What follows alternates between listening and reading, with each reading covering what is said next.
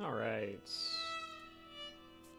I am a minute late. I apologize.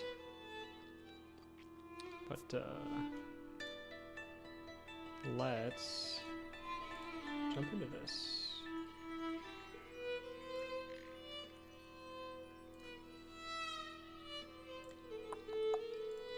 Give me just a second.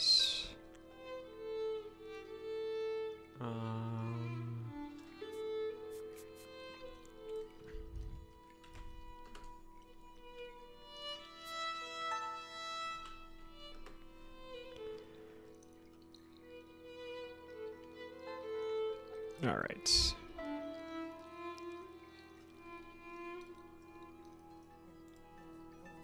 Continue.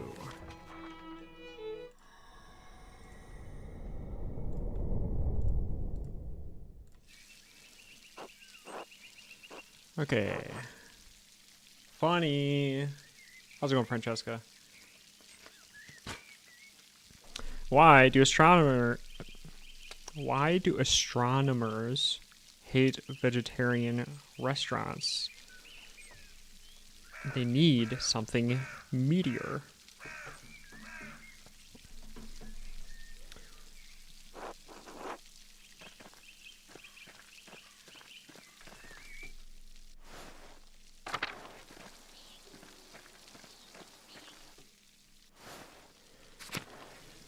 So when we last played, when we were here yesterday, the Baron had been murdered, and it was the blame seems like it's being placed on one of our friends, one of the monks that works in the scriptorium. And they basically told us to get the fuck out.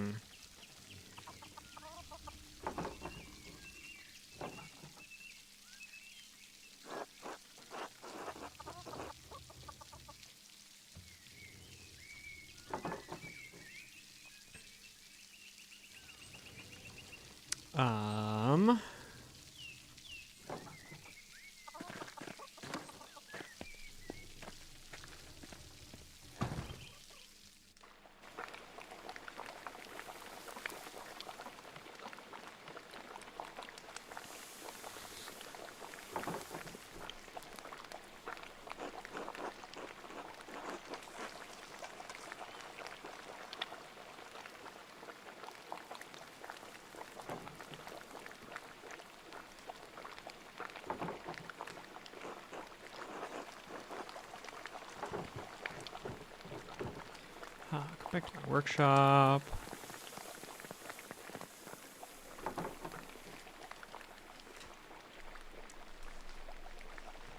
And do a new run of Till Tispiegel. There was a printing a few years ago in Strasbourg, but it was awful, almost bereft of illustrations. What do you think of these new ones?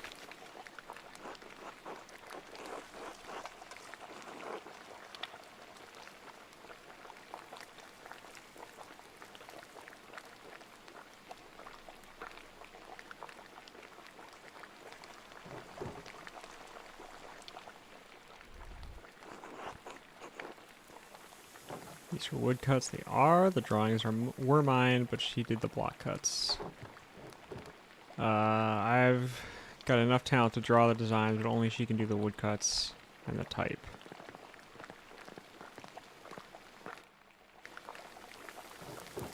Plus the Lord, these gifts, about to receive free bounty. Christ our Lord, amen. Amen, amen.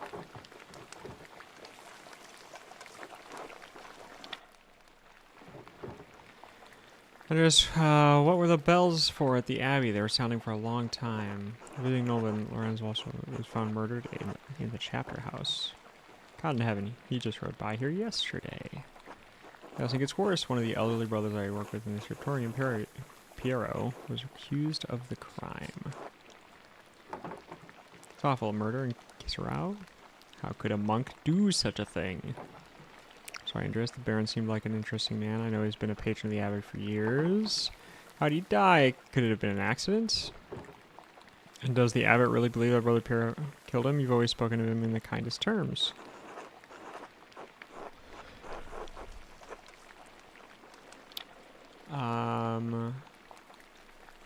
Seems like Lorenz has been stabbed, but I don't know. There's a lot of blood around him. There's a lot of blood, but I'd rather not speculate about what happened. I don't spare the details, but it's hard to believe that believe what happened to him was natural.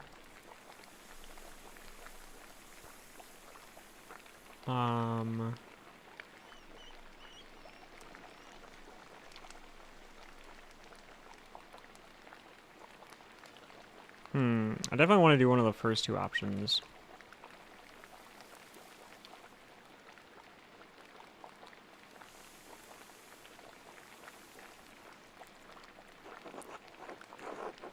But no, I can't believe Piero did it. I can't imagine him harming anyone. I want to hear about the blood. Maybe been reading you too many scary stories. If it wasn't Brother Piero, who do you think could have done it? I did see Lucky Steinauer get into a shouting argument with Lorenz yesterday just before I walked by your place. Why would he have caused a shout at a nobleman?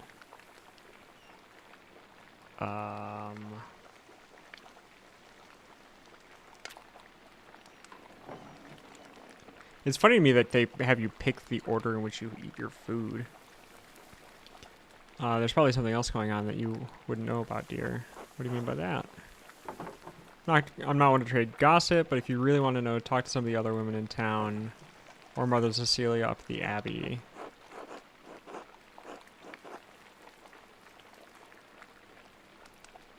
I kind of want more information. Oh, there's no need for that. Lucky is a forthright man. I'm sure if you'll ask him, he'll tell you what the argument was about. Thank you both. That's good advice. There's something else, though. Lorenz and I were walking through the meadow. The widow Kempern came out of the woods. And, right, I remember her coming out to yell at him.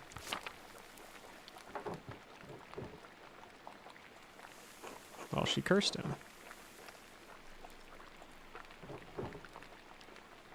Not surprised.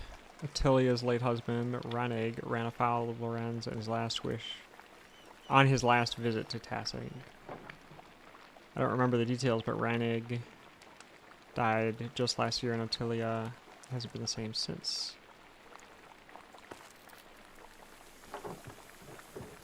She was always an old bitch, even before she was old.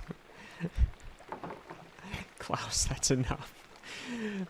She had to deal with a lot, with a Job's a lot in life, or it's probably Job's. She's had to deal with a Job's a lot in life, as I assume what that means. And now she lives all alone at the edge of the woods. There are rumors she's going to lose her property soon. I do pity her, even if she is a bitter woman. There should be some exceptional law for her to inherit.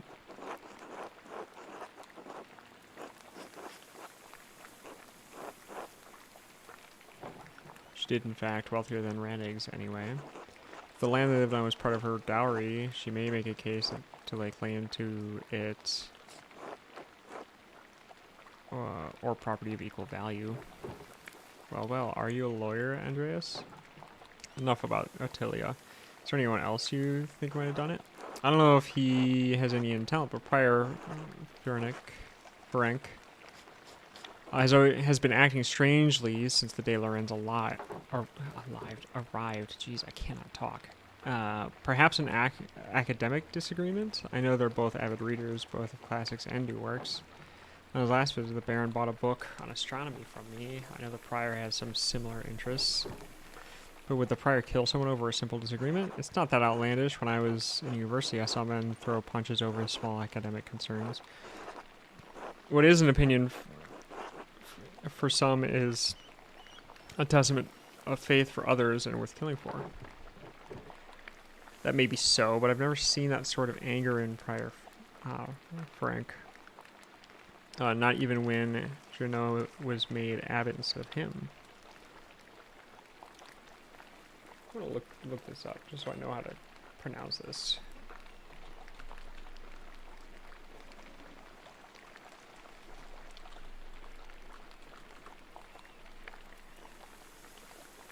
Hungarian pronunciation, meaning Francis. Ferenc. Ferenc? Interesting.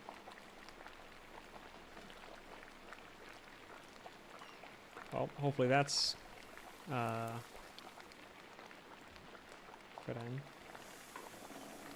Something like that. That may show I've never seen this sort of anger in prior Ferenc. Not even when Juno was made abbot instead of him. Afterward, he seemed bitter but never violent. That just doesn't seem to be part of his character. So Lucky, the widow, and the abbey prior. Anyone else? There's something strange when we approach the abbey together. Mother Cecilia was outside with some of the sisters. Scowled and took the nuns inside without saying a word. Sounds like they have a history at least. I do not know Mother Cecilia personally, but I've never heard anyone speak badly of her. If she had cause to dislike the Baron, I must believe she had good reason. Well, Andreas, it sounds like there's a lot to look into.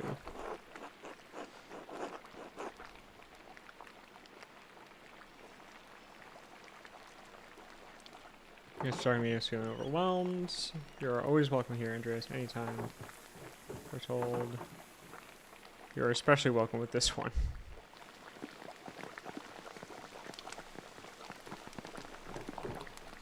God be with you, Andreas. Thank you, God be with you.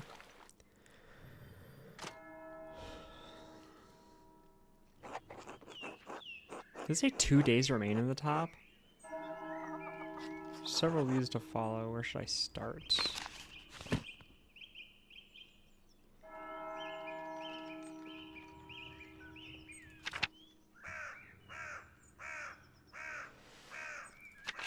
Burn the Nun. Occult Hands.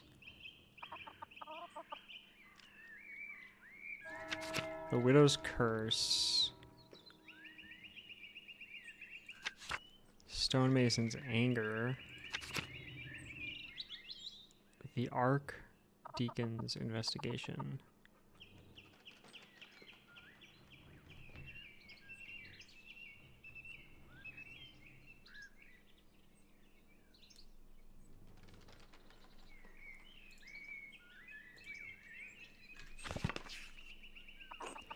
Talk to Lucky. He's probably working in front of his house.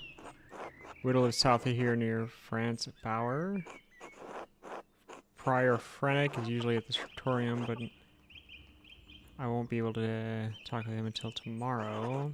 It's only going to prevent me from talking to Mother Cecilia in the convent. If I don't attend Brother Florian's examination of the body, he'll have to do it without me.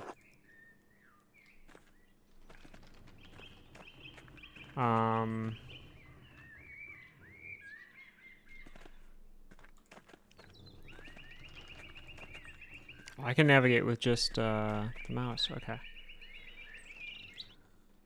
I'm nervous to like miss. I feel like this is one of the choices that's gonna just matter.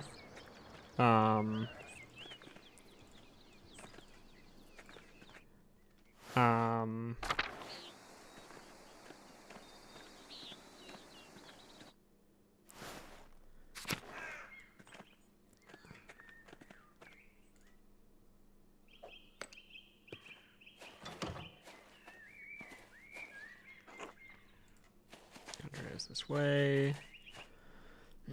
There you are. Glad the storm didn't delay you. Now, even though I gave instructions that I was not to be disturbed, we must work quickly. Seeing a corpse up close can be unsettling for some. I hope you're up to it. Well, I'm not sure, but I want to help Piero. Good. Let your resolve steal you. Now then, you should probably take notes as we go. They might be useful later. Oh, of course.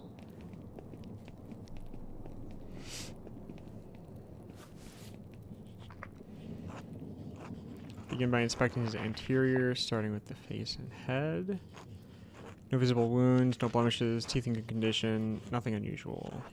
Neck, shoulders, chest are ordinary. I need to clean some blood away to examine the torso. Yes, there is a puncture wound beneath the 6th and 7th ribs. Fairly shallow, though. I estimate it penetrated only about an inch, and it likely came from his own hand.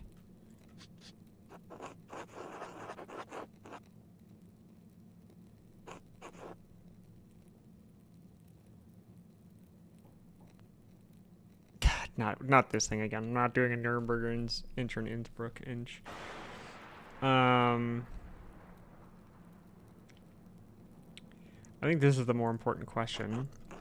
From the angle and the depth of the strike, it's as though he were hiding it in his right hand and fell on his side as he fell on his side. You must know that I was not always a monk. I was a mercenary for 10 long years in Poland. My familiarity with wounds comes from my time on the battlefield. I'm no true surgeon, but I am the closest Kisrau has. If the wound was that shallow, it doesn't sound like it could have been fatal. It wasn't. It was likely incidental, received while falling on his own knife. He must have some other wound that issued forth all the blood we found in him.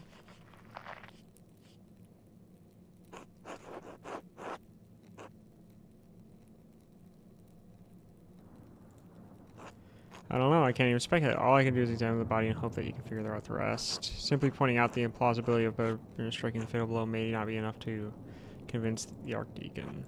Brother Piero never should have picked up that knife. I'm sure the appearance of guilt never even crossed his mind. Now then, let's move on.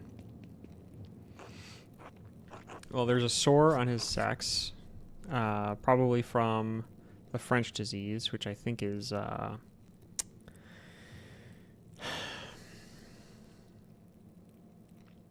what is that called? Makes your hair fall out, your nose fall off. It'll come to me. I doubt it had anything to do with his murder. Not familiar with it. It was first discovered 20 years ago by French soldiers visiting brothels in Naples. Anyway, it seems the Baron was not the most faithful husband. Not uncommon among the nobility.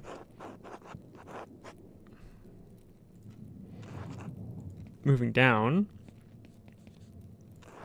Other than a few blisters on his feet from what I assume are new shoes, there's nothing wrong with his legs. Andreas, can you help me turn him over? Of course.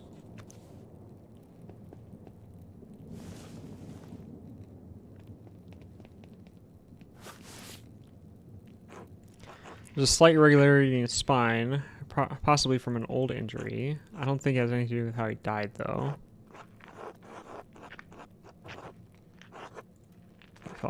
Hunting seems like a silly thing to risk your life for, but I'm not one to talk. Whatever the reason, it didn't contribute to his death. Here's a rather dramatic head wound.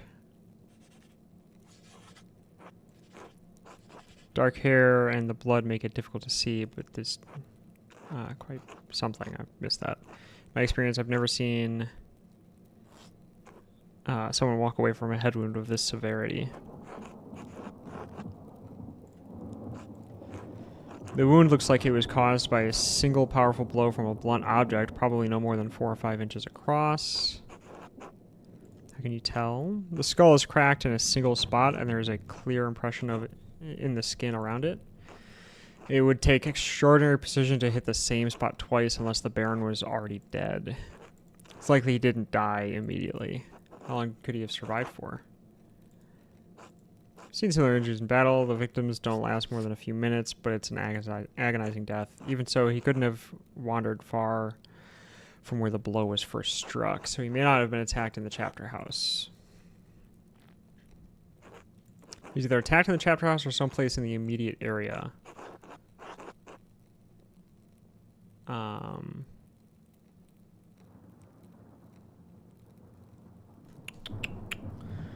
Where do I want to guess for this? Hold on.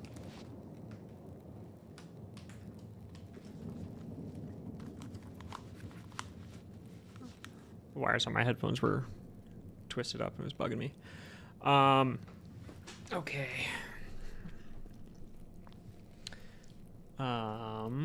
Give me just a second.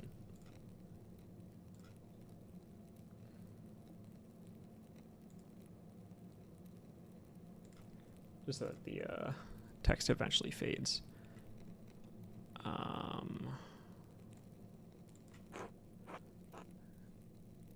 It's not what I wanted to ask, but that's just kind of classic. Those interests is easy to hear. Blah blah blah. Anyway, whatever killed the Baron was a blunt instrument of considerable heft. The part that impacted him was likely a little smaller than a fist. Could it have been an actual fist? No, I don't think so. The strongest soldier could do this with a punch. I don't think the strongest soldier could do this with a punch unless the Baron's head were pressed to the ground. Even then, we would see damage to his nose or forehead. Could a woman or elderly person have done it? Anyone could have, given the right weapon and sufficient height. Whoever did this must have caught the Baron unaware. Save the small knife wound, he has no other injuries. Suppose he was struck, drew his knife to defend himself, and fell on it before Brother Piero discovered him. So I believe we've discovered two important things.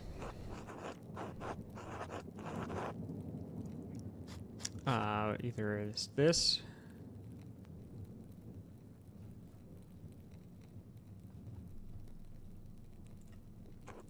Indeed, though it may take more to convince the Archdeacon of Brother Pierre's innocence.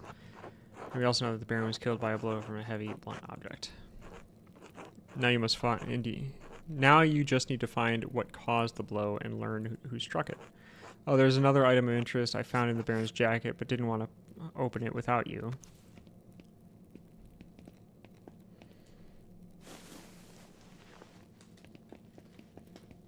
I gotta flip him up first. Roll him back onto his back. Excuse me. Note of some kind. Trust you to open it more carefully than I would.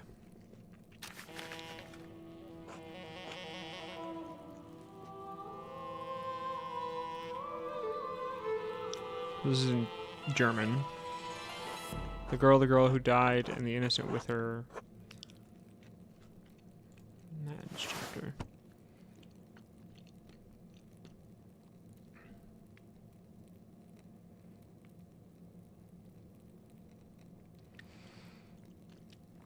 So, first impression. This implies to me that the Baron got a woman pregnant and had them killed. The girl, what girl? And what innocent?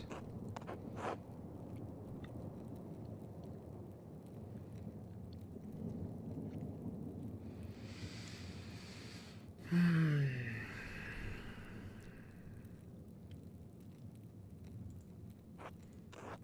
years since any of the nuns have died, perhaps Mother Cecilia would remember. Can you tell who wrote it?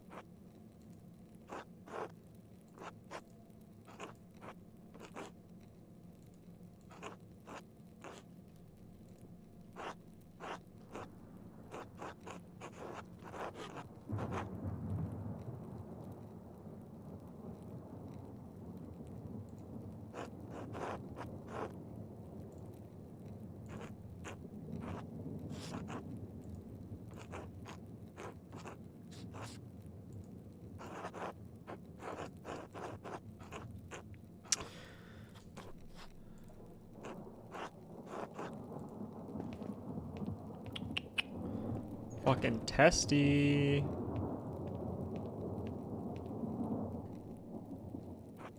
It's close. Now quickly leave through the cloister for the return.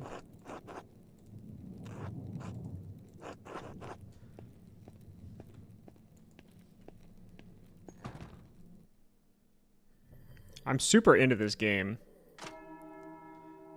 My wife played it when it came out. But I didn't really pay that much attention.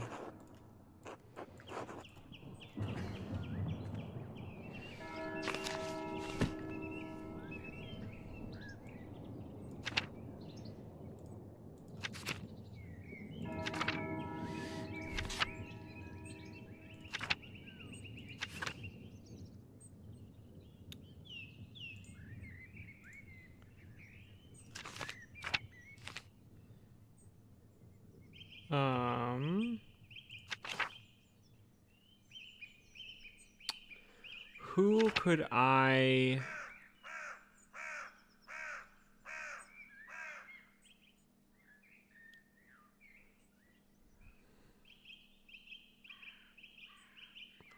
What would it make sense to...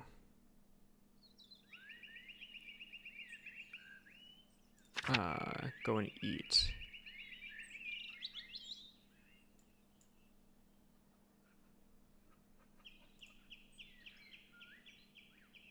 I guess that's me. Interesting. I'm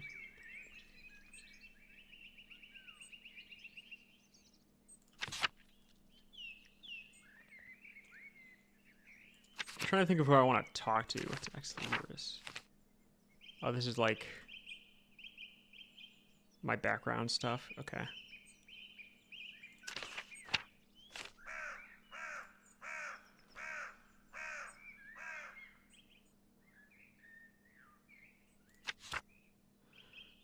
Mother Cecilia, I won't be able to talk to. A call to hands. Won't be able to talk to him. Widow's Curse. Next to Franz Bauer.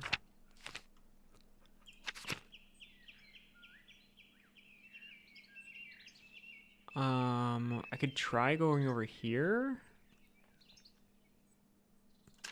I feel like I haven't talked to them yet.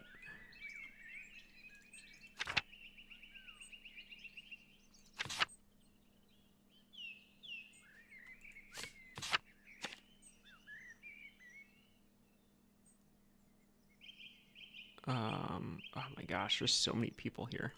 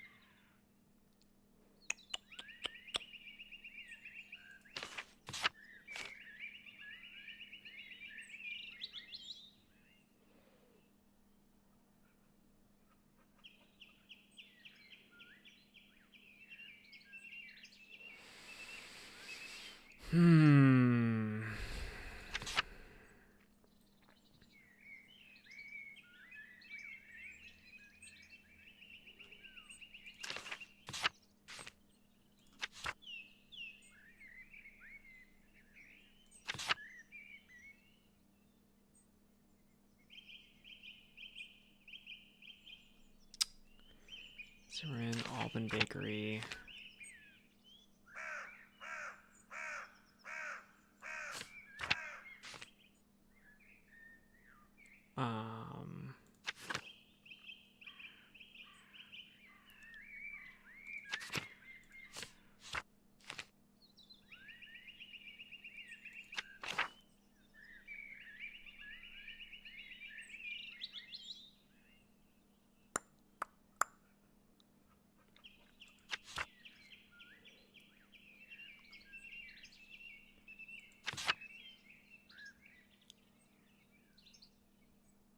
Oh, this is alphabetical. Okay, I'm like that.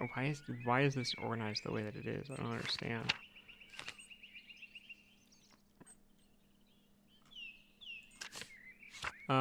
Okay. I feel like my best bet, I guess, would be to go to the Bowers. France Bowers.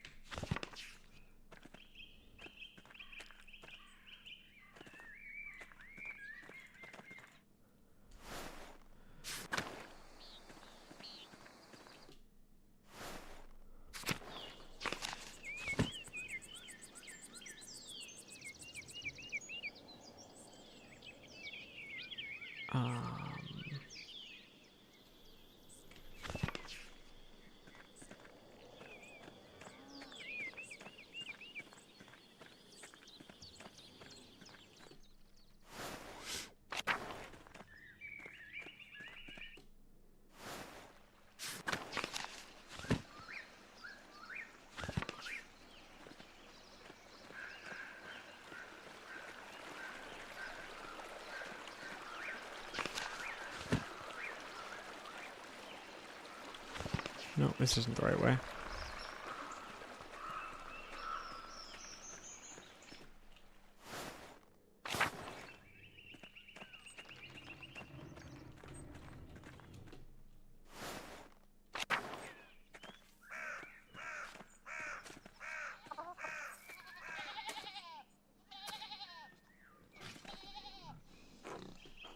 Now, you see my son?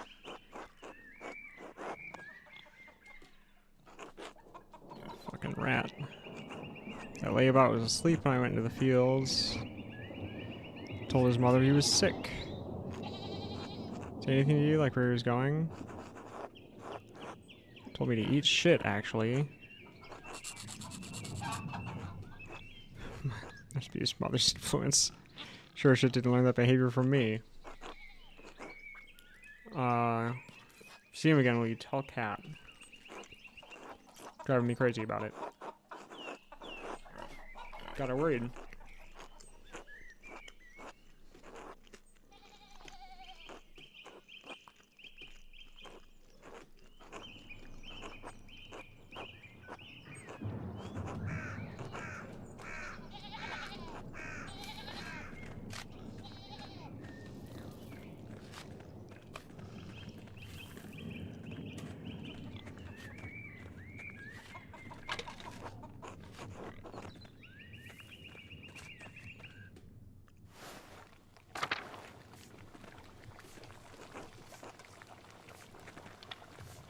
Guess not.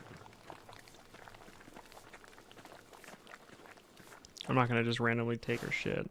I don't know what'll happen if I do that.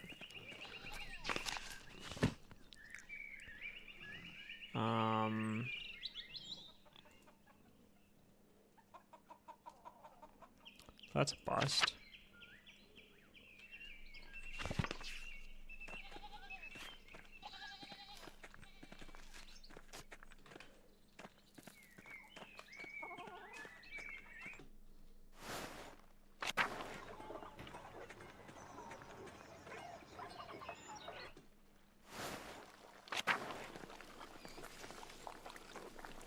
There's several plans, Andreas. You wanted to join me and Dad at our table?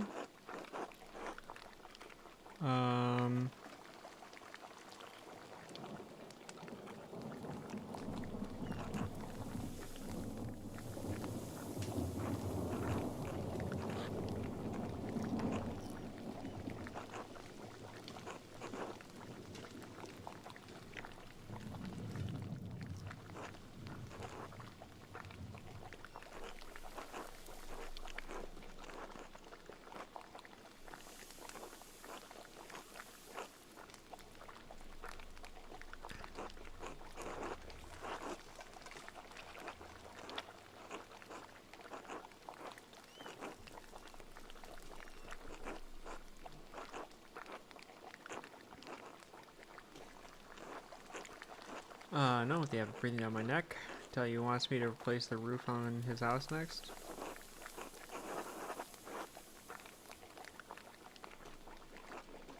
And I made a mess of my shoulder doing it. The way that bastard gonna orders me around, you think I'm one of his little monks. Poached egg, rye bread, salmon. Let's start with the poached egg.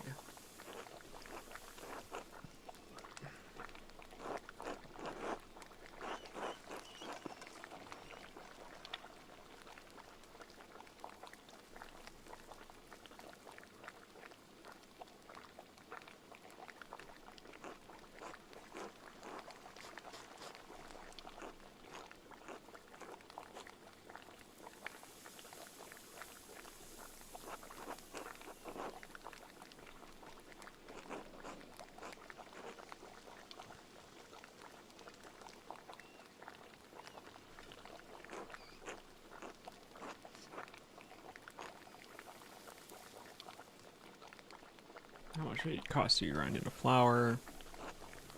What if you have a poor season? What if the miller raises his toll? What if everyone has a great season and there's too much goddamn flour to make any money with?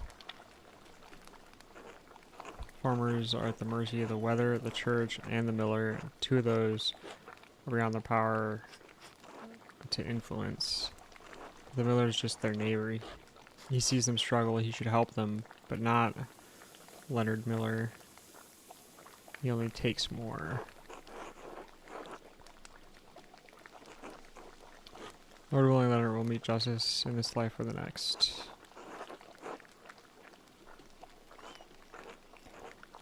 No more pleasant pastures. You see any of those nuns while you were working, Otto? Dad. Or is Cecilia a woman being pleasant to look at back when I worked up there?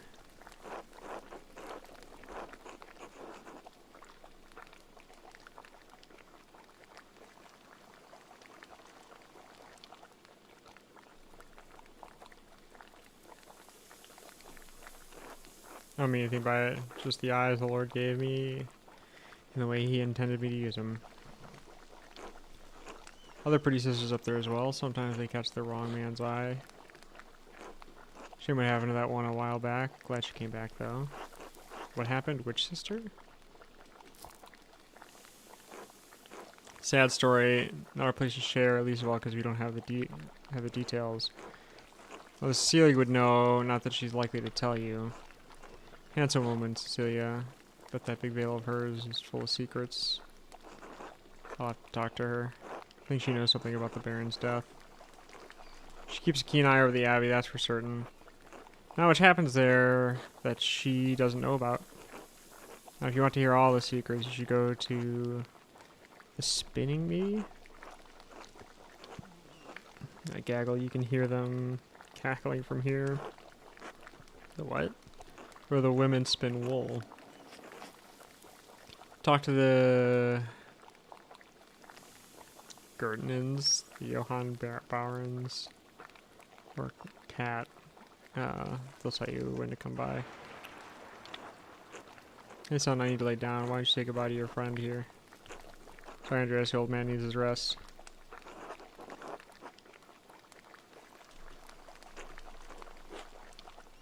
Ain't any old men in this house.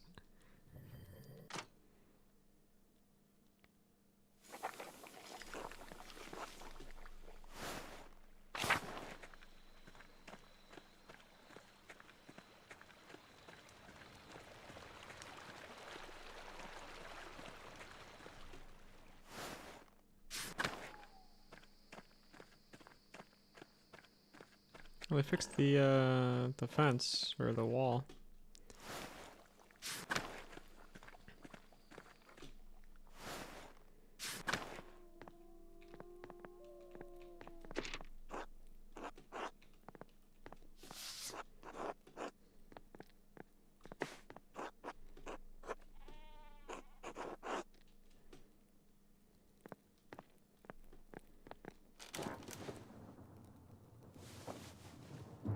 More rain.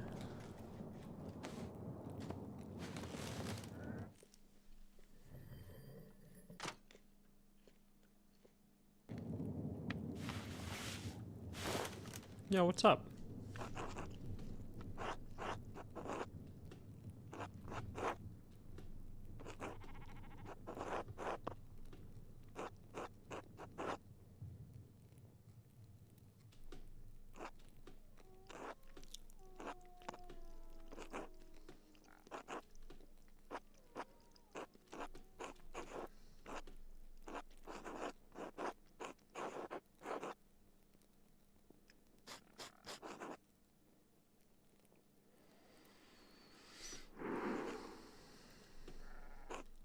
and to pay rent. Working every year, it costs us 4 baskets of oranges.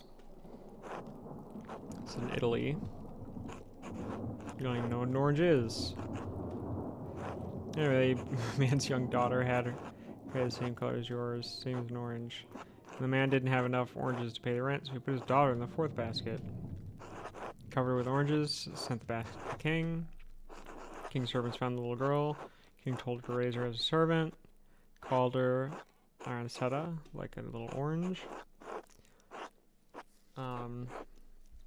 You don't know Italian. It doesn't mean anything to you, but it's very cute. Anyway, this girl got older. King's son, prince, fell in love with her. But the other servants were jealous. Gave her 3 imp. Oof. Anyway, they were very happy together. Ursula's so cute.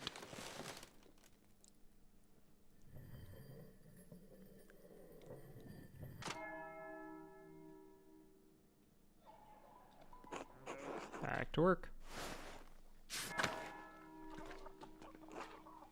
And her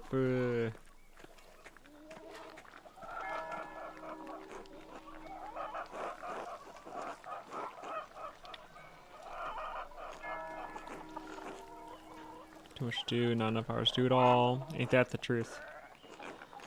Storm made such a mess of the town. There's been leaks in the roof at home. There's all the wool, Lord. What's this about wool? The ewes are near to lambing, so we sheared them last week. Must have spent ages washing that wool. Have you ever smelled wet, dirty wool, Andrews? There's nothing worse.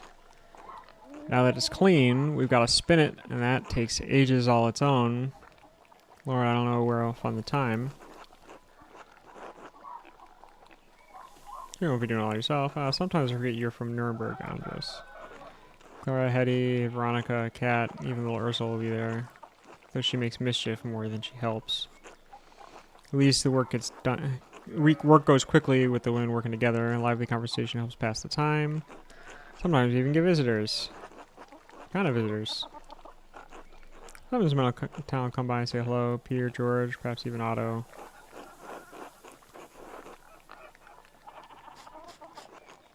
You're welcome to come. I'm sure the others would be glad for your company too. Bar will be there to keep an eye on us as long as you stay outside. Can't see what harm you visiting would cause. Alright, come in. Because here everyone will be glad to see you. Always appreciate your company. Yeah, Bauer's home. Come in the morning or afternoon, speak to Johann. Get back to work. It was a pleasure running into you, Andres. Well, Eva. Or Eva. Hope to see you at the spinning bee.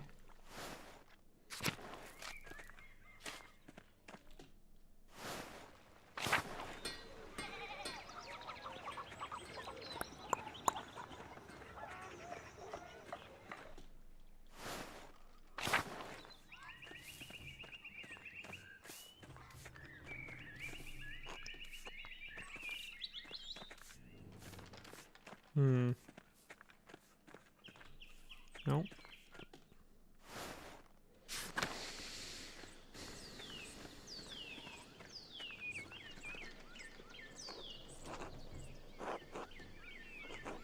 Have there been any ghosts lately?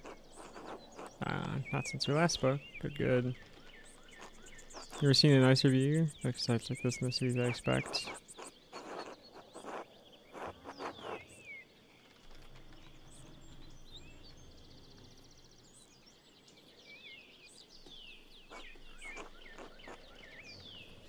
Full of them, quite the marvels they are. I don't pay much mind to the writing on them, as I can't read Latin myself, but you might enjoy giving them a look. You have to tell me if they match the old legends I read about. Sort of old legends. When Father Matthias was abbot, he would let me borrow the books from the abbot's library. I think I recall reading half that library before Mother Juno became abbot.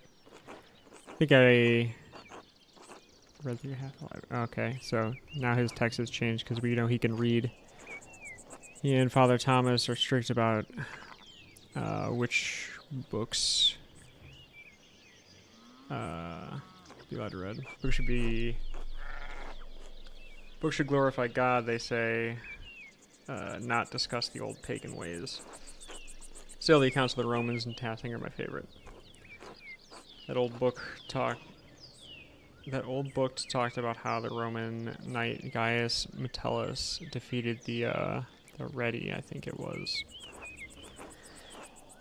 Heavy snowfall had him caught in this very valley. Barbarians on all sides. When Mars, Roman god of war, yep, sent a wolf to the knight. Instead of killing the beast, Gaius followed it to a magical spring, which he's covered in all sorts of fruit. Oh, so this is the same story of the saint. Is that a passageway? Mars provided the wolf in the spring, and Gaius Metellus founded tasking after defeating barbarians to honor Mars.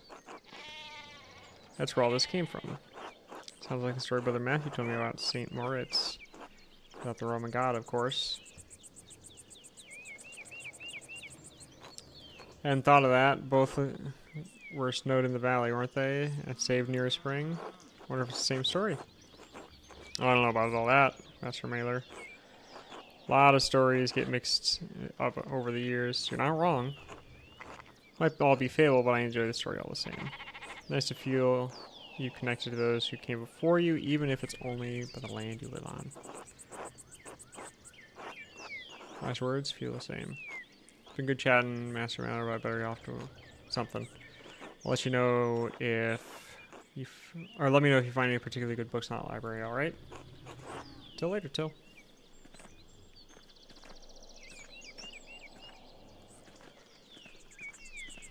I like Till.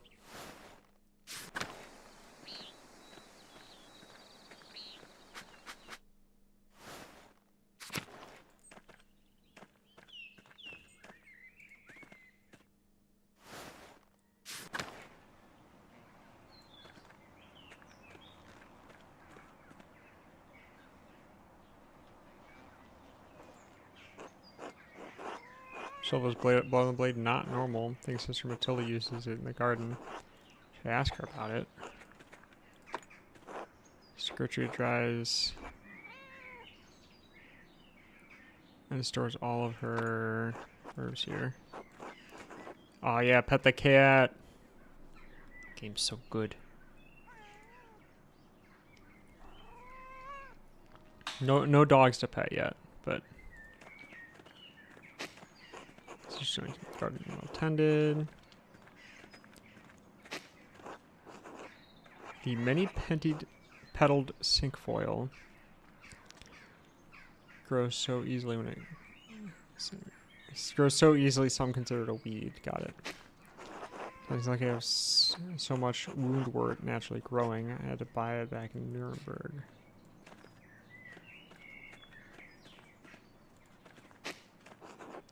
Feverfew always smells so fresh. Cecilia. God bless you, Andreas. God bless you, Mother Cecilia. Something I can help you with.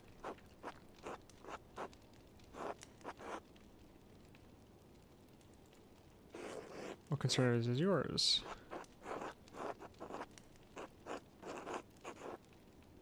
Considering the Baron was just murdered, it seems worth inquiring the cause? Why, do you not trust the Abbot's judgment? Not the Abbot's judgment that matters, but Archdeacon's. It's not that. I want to understand what happened. No, of course I don't. Brother Piero, he wouldn't hurt a mouse. It's not that one.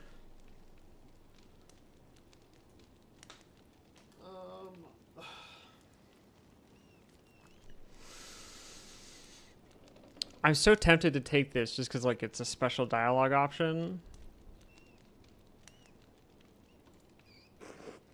All too true, but you must proceed carefully in your inquiries. The Abbot does not want anything to interfere with the Archdeacon's investigation. That includes you. Then help me. Help you do what? Blame someone else for the murder? Help me find justice. What does justice look like, Andreas?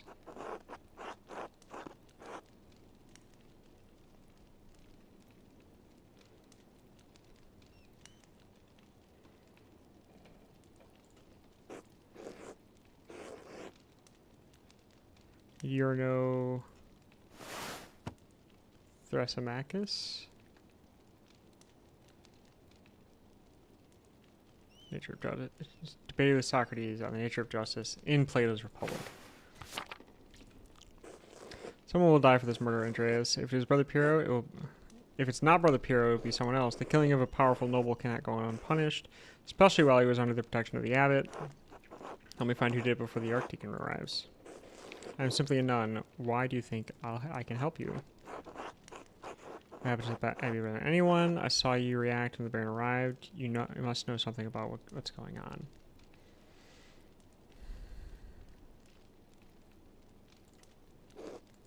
But in the abbot, that only sees broadside. You need to watch over the sisters. I knew it, and know what's happening with the brothers. True. All right. I did have reason to be concerned about Baron Rothvogel's presence. Baron caused irreparable harm to one of the sisters on his last visit. The damage was severe enough that she had to leave us for some time. What kind of harm? Irreparable. That's why I removed the sisters from his presence as soon as I could. Which sister may I speak with her? I know Andreas. I don't think it would be appropriate.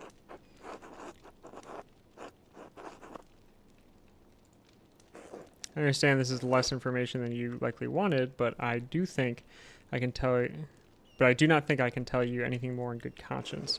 Trust me when I say that the victim of this incident could not have killed the Baron. Any records? Yes, we keep records and sisters in the library. That does you any good. You're not allowed. I asked the sister Illuminita to see them. She won't give them to you. Our records aren't available for outsiders to look through. You told me there's a secret entrance into the library. Oh, and do you know where it is?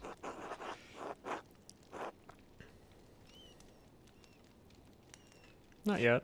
Good. So there's a faithful guardian of her charge. Alright, I'll have to figure out somebody. Thank you for your help. So, yeah. May God bless you, Andreas Miller. Okay, so definitely has vibes of you know, he knocked up a nun and got her pregnant.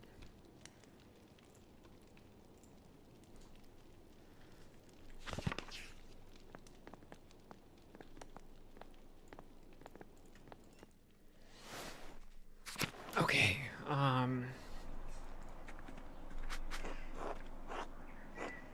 that's the comment, not for me. Whoops, my bad.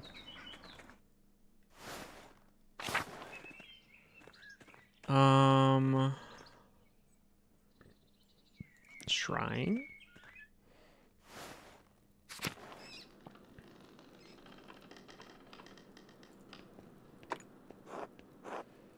Brother Matthew maintains a shrine along with some of the sisters who paint badges for the pilgrims. Other containing the hand of St. Moritz, said to have once held the Holy Lance.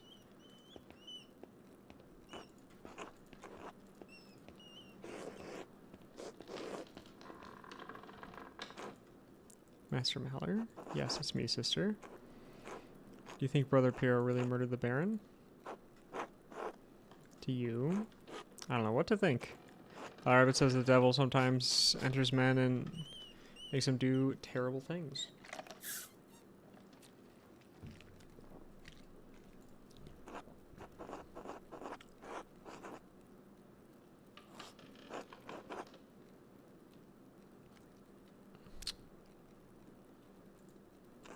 Do you think the devil could appear here at Kisrael? No, I think people see the devil where they want to see him. Or, yes, I suppose, why? This is kind of antagonistic. I didn't see the devil, but I think I smelled his odor. Night before the Baron was killed, I woke before... and smelled something in our dormitory. A strange moss and sulfur mixed with frankincense and roses. It moved through the room. I wanted to scream, but I was too frightened, and then it was gone. I'm ashamed that I didn't cry out, but I didn't know what to do. I don't know that I would have done any better, sister, or did any of the other sisters smell it? That's small comfort, but thank you. Thank you, Sister Margaret. Bless you. Okay. Interesting. Bless you. May I ask you some questions, Sister Matilda? You know Mother Cecilia doesn't like us talking to men unless it's truly necessary. I have to ask you about your shovel. Garden shovel? I wouldn't say it's mine. It belongs to the Abbey. I just use it more than the other sisters. There's blood on it. Recently used it to kill baby rabbits in the garden. The other sisters are too squeamish. I didn't clean it because it was going right back into the dirt anyway, but why bring it up? Bring up the shovel. Oh, I understand now. I didn't use it to kill the Baron. A man is not a rabbit. You received a strange note recently? Yes, how did you know? Baron Rothvogel received one. What did it say? Here, look for yourself. Remember what he did, the violence you suffered. The red bird flies. Ends. Chapter.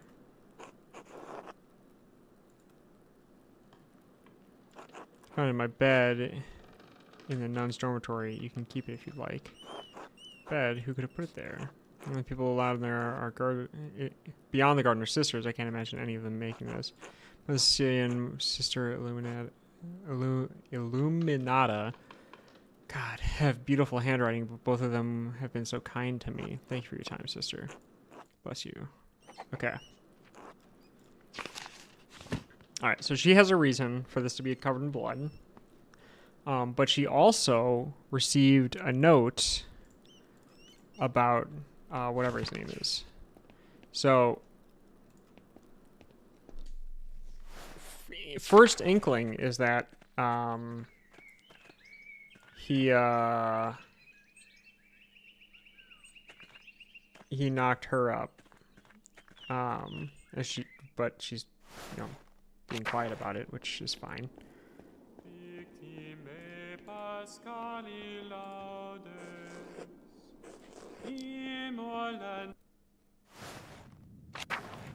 Hang out in the crypt a little bit. Kind of say that were built when the Romans occupied this land not long after the death of Christ. His tomb markers go back centuries, all the way to the founding of the Abbey. Abbot Dietrich from the height of Kirchhoff's power in the 14th century. Those days have long passed. Oh. A lovely relief of the Virgin and Child. Shame it's hidden down here. That was it? Now what?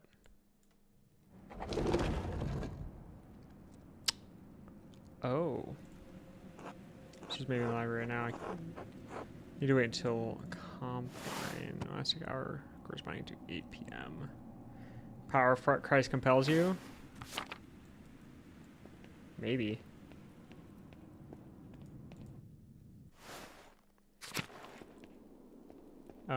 We're trying to solve a murder, Nathaniel.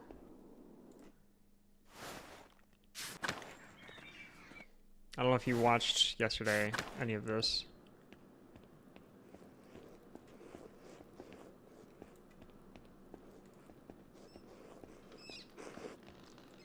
Andreas. Okay, can't access the library right now. Prior's house. I don't want to go to the Prior's house just yet. Because he's an asshole. I just don't want to deal with him. Dormitory, Adoc. God bless you, Andreas.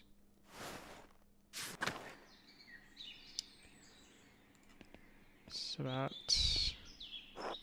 Andreas, sorry about what's happening to Brother Piero.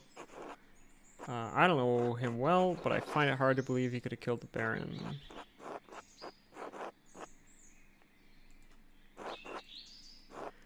I was wanting to spend my time reading in the courtyard, but the rain made that impossible. And although the brothers are friendly, I do not know them well enough to speculate. I'm sorry. If it would help keep your spirits up, I would offer to eat with you. Well, you and some of the townsfolk. I've become acquainted with the Albin family, but I feel comfortable making this offer myself. If you could approach them on my behalf, I would appreciate it. The Gospel says that a man cannot live on bread alone, but from time to time, a little bread is required.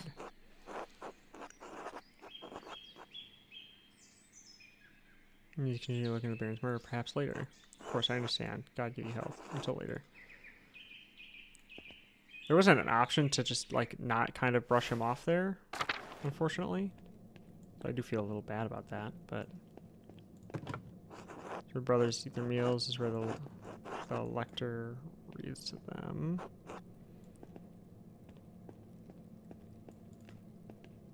Kitchen and cellar.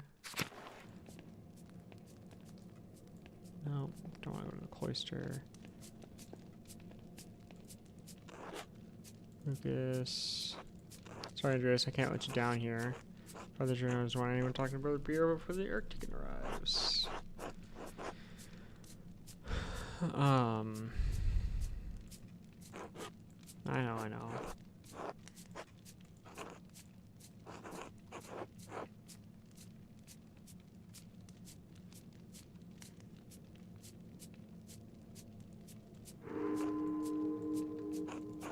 Okay.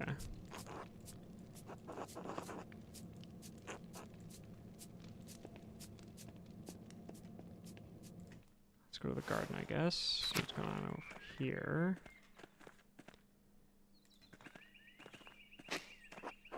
Cucumbers.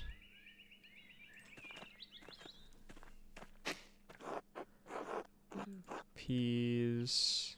Animal pens, kitchen, cellar, refectory.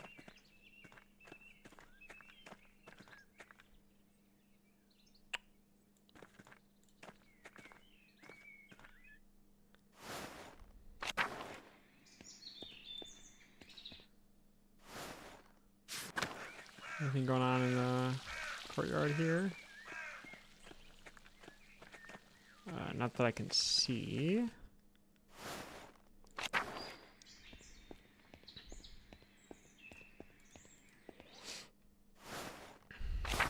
Cemetery. Apple trees only started to bloom. It'll be months before they bear fruit. That goes up to the Bailey.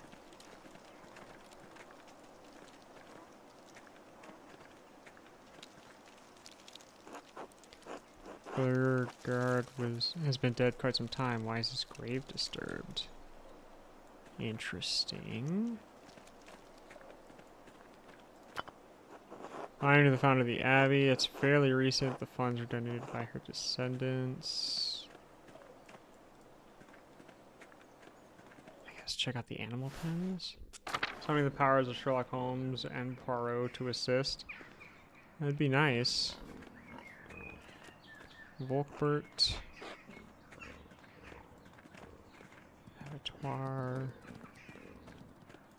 Nothing else over here. Cemetery, large garden. Let's go to the cemetery. I think this is the fastest way to, like... Yeah, Old Bailey. Prior's house?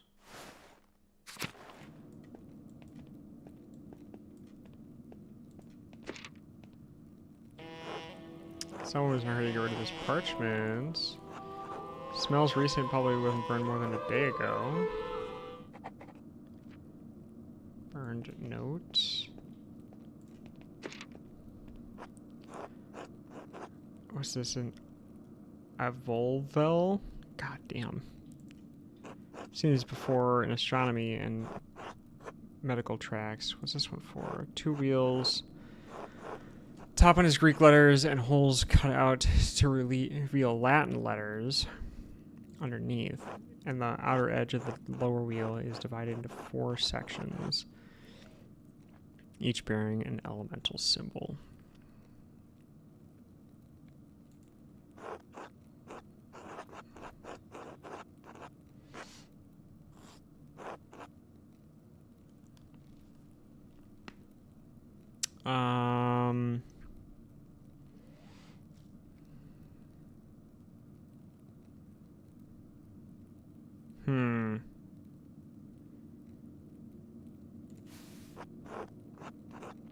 Fortunately, the upper discal lines with a different elemental symbol with the top of the lower disc. It reveals a different set of letters underneath. This must relate to the Greek letters I found in for next book. I need to compare them. These symbols aren't the same. Elements don't appear in the cipher, and the astrological symbols aren't on the Volvo. There has to be some connection between them that I'm missing.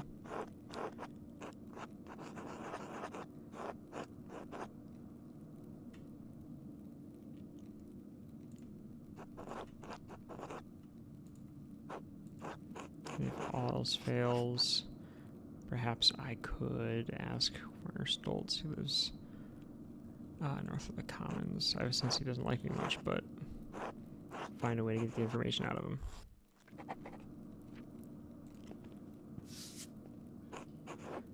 There are deep indentations in this parchment. Whoever wrote on this page above must have been angry. I wonder if I could make a charcoal rubbing of this page and reveal the content of the writing.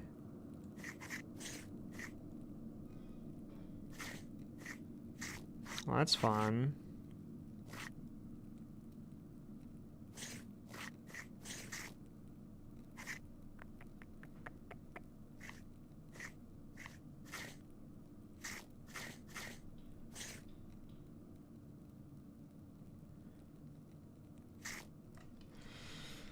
Not gonna lie, this is kind of annoying.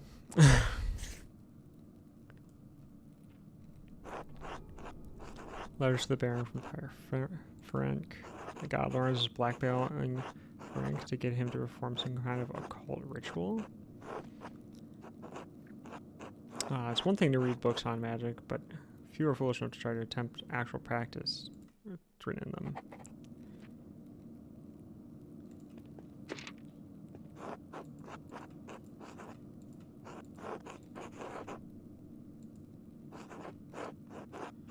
Okay, so that's the same conversation. I was just wondering if, like, finding that thing matters.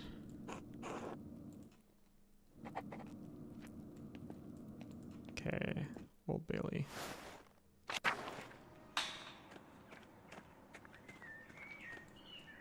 Been kind of gifted with, like, a lot of time. Just kind of look around and do whatever. Excuse me.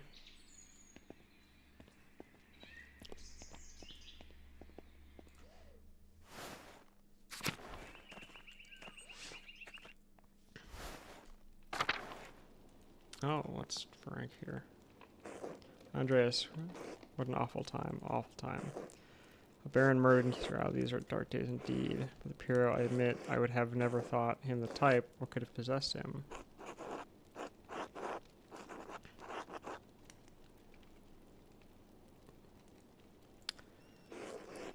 School your tongue, Andreas. A murderer he may be, but the man is still your brother in Christ. Envy and pride inspire men to madness, Andreas, even old men. But you have come to me for a reason. Do you need something?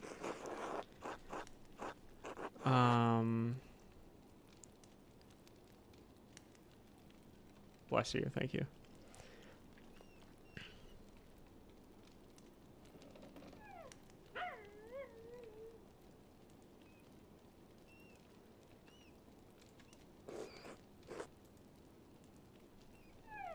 Oh, pet the dog.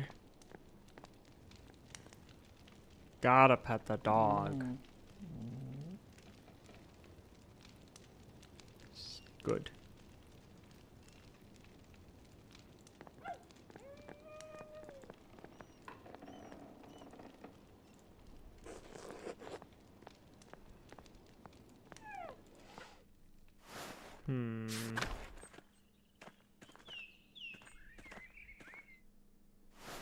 Out of the chapter house, I guess.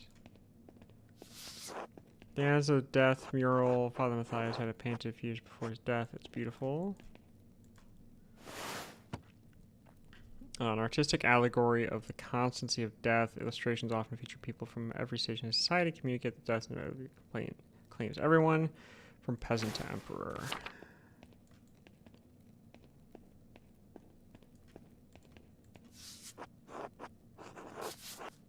Bloodstain is awful.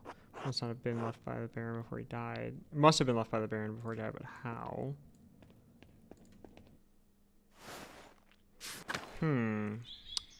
Infirmary.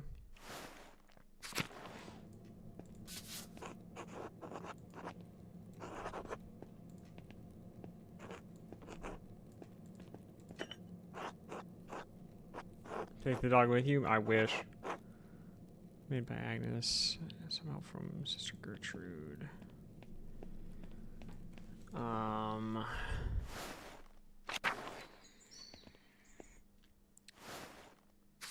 Give him Scooby snacks. I bet. Man, if that would work. I'm almost done investigating at the monastery, I think.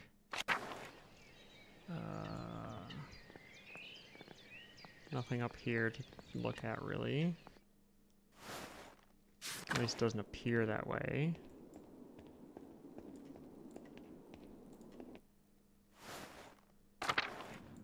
Haven't been in this room yet. But there's not really anything in here. Cool.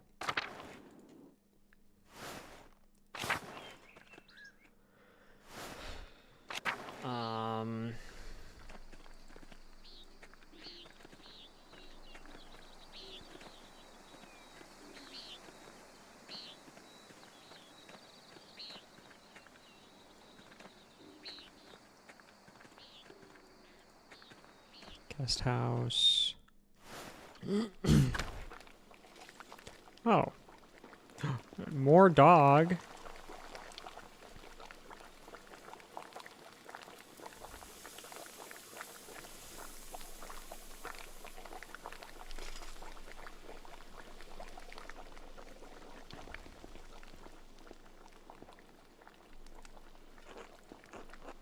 Oh, that's from Malor.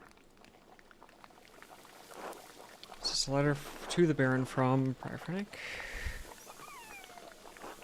This letter I made a charcoal rubbing. This is the letter I made a charcoal rubbing of. God, Lorenz's Black Knight Frennick too.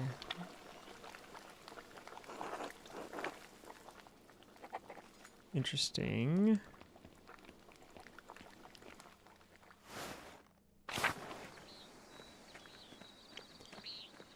That literally wasn't helpful at all.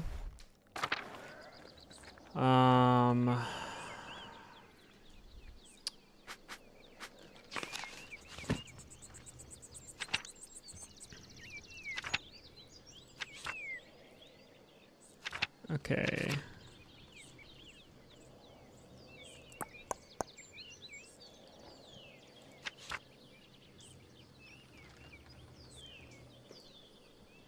Oops.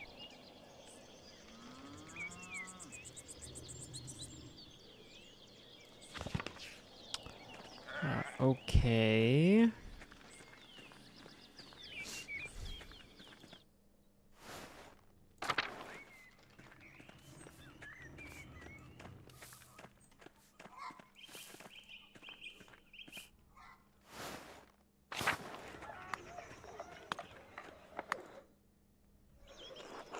Oh, Andreas, something you need?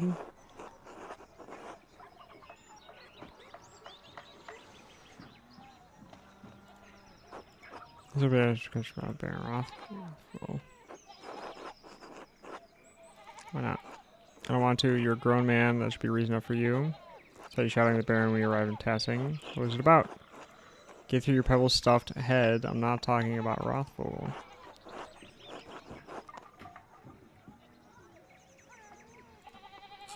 Trying to work and you're distracting me. Leave me in peace. He's not forthright with me, and he seems eager to get away. If I wait here, maybe he'll leave. I can observe his actions. Not gonna worry about that right now.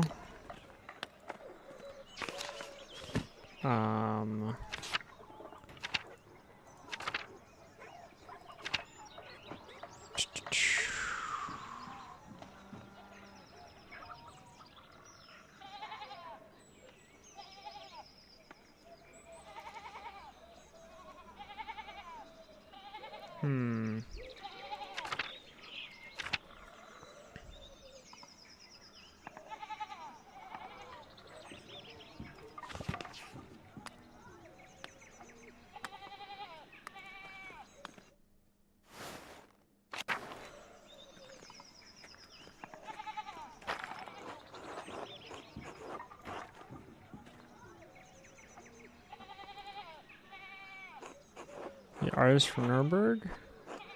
Miss Mallory, Drinkerberg, artists. I mentioned you dabbled at the university for a year or two. Funny. Staying with the Gertners, yes. Abby does have a guest house, you know.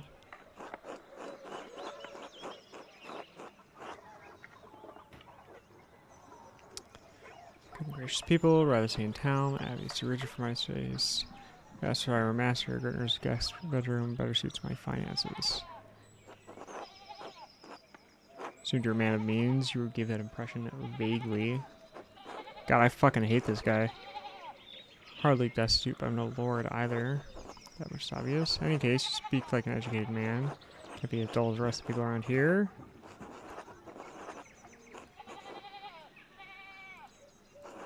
It's not University of Freiburg, but it's an adequate center of learning. This guy sucks.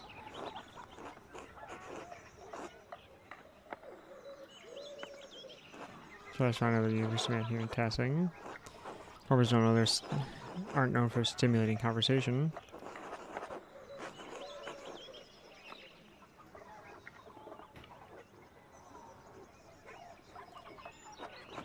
In context, people of merit do pass through here occasionally, unlikely though it may seem.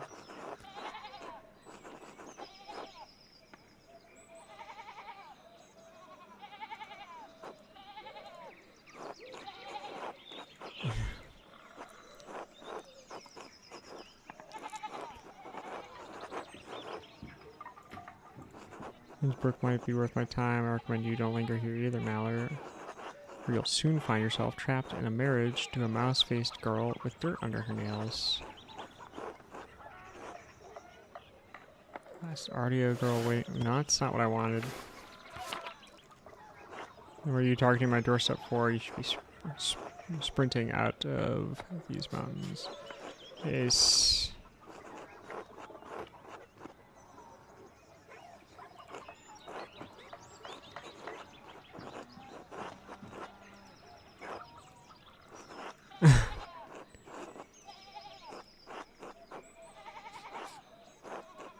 Each has a sign ruled by one of the four elements.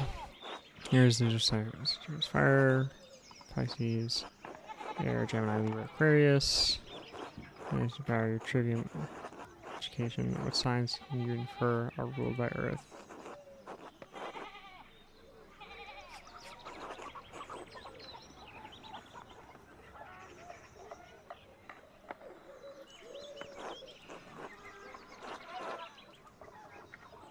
What a dick.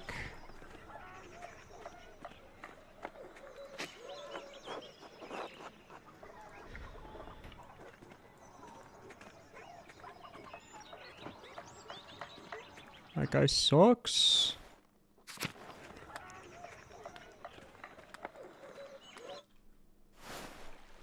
Who do I have to talk to about going to the spinning bee?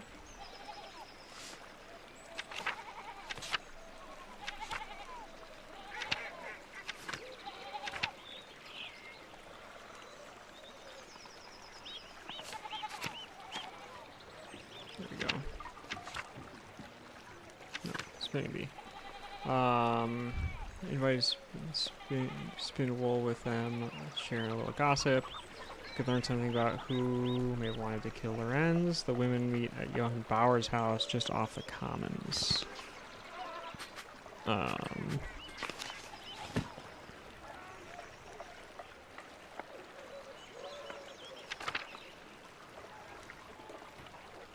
Okay.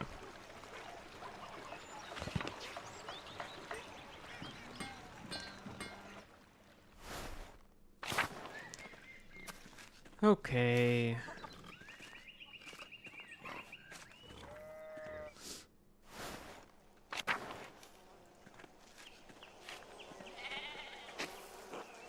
Beehives for honey and wax. Hans. Hey, Andreas. How's it going, Hans? Been busy in the fields, I guess. Do you like it? What? Yeah, what a fucking question. Hey dude, do you like being a peasant? Never really thought about it. That's just gotta get done.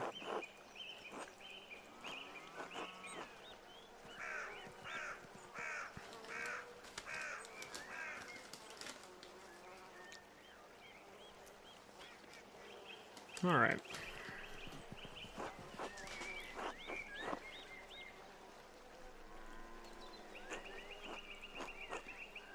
That's not Veronica anyway.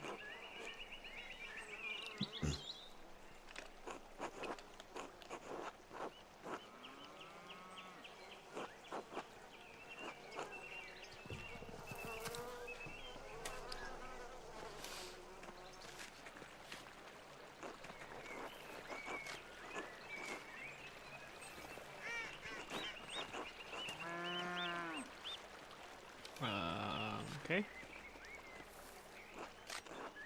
And turn up. The gaggle said you'd come to watch him spin. Between you and me, Hetty's not about to let you go when she's got you in her claws. Hope you got a few hours to hunker down and be comfortable.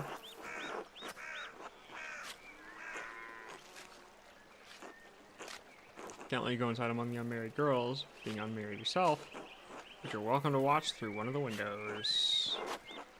I understand. That idiot never did see trouble. He didn't want to jump in feet first. You don't think he's gone to Innsbruck?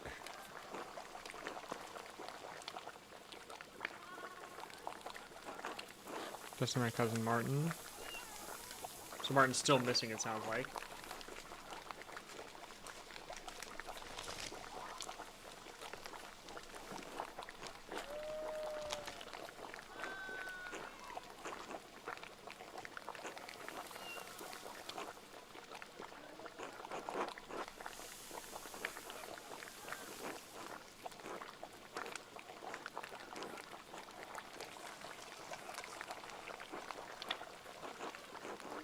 Think he's something more exciting in mind?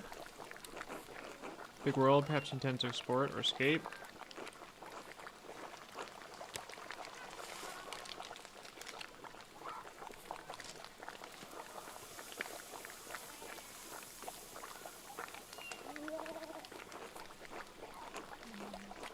Get an off convenient time to run off. Oh lord. Andreas is friends with an old man. Do you think Martin could have, you know?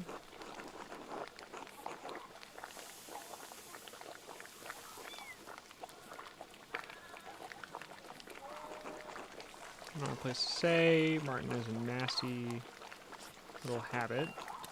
He's gotten better. Once a thief, always a thief, I say.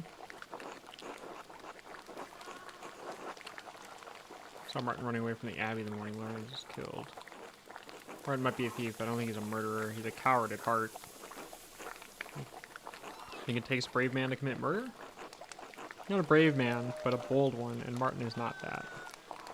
He's your problem, Cat. What do you think? Could he have killed that man? Mom? It was a matter best left to proper authorities, not a spinning bee.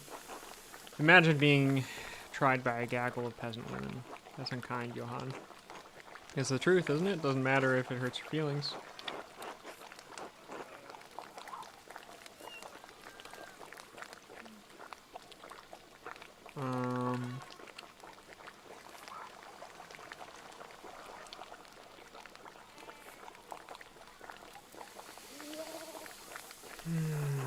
Andrea, if you're just going to stand around, how about I put you to work? If you're going to gossip with the girls, might as well spin with them too.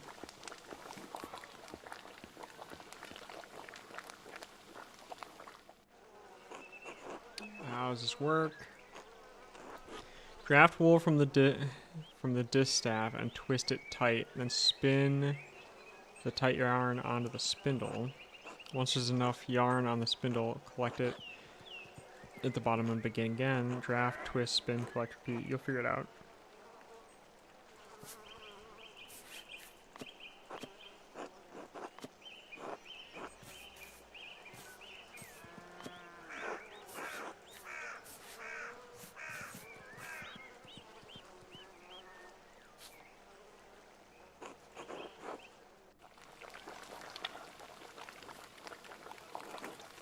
I took her to play with Gret's daughter the other day. Who's this? Okay.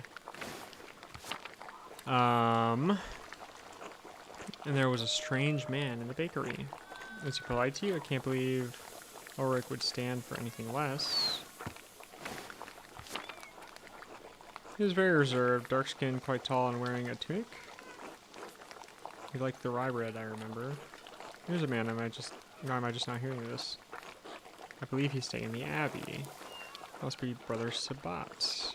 Brigitte and I saw him walking up there after visiting the shops. He seemed lost. Where is he from? Does he speak German? Christ, I hate being the last to know.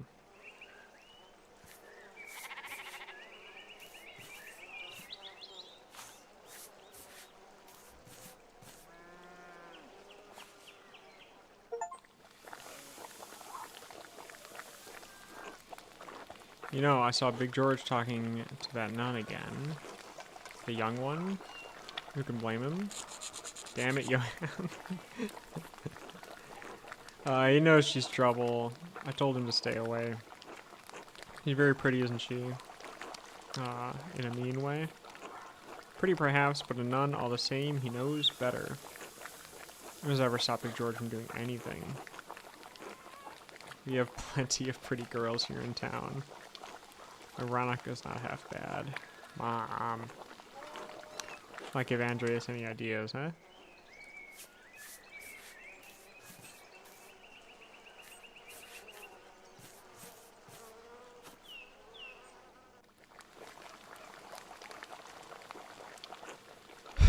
Brigitte has been spending a lot of time at her mother's house lately. Agnes is glad to have her home, and Lucky's always treated her like a daughter, but I can tell they're concerned. Are Brigitte and Martin having trouble, Veronica? Whoops. That's one word for it. Brigitte does what she can, but nothing pleases Martin. He won't lift a finger for her or Wolf. Who's Wolf? Baby. Got it. He's such an asshole. Well, that's not his business, is it? Woman's work and all that? You ever seen him do much men's work? Fair. Can't say I've ever seen him do much work at all. Perhaps Lucky can talk some sense into Martin. He's always been a devoted husband and father. Lucky Steinauer is a model of what a man should be.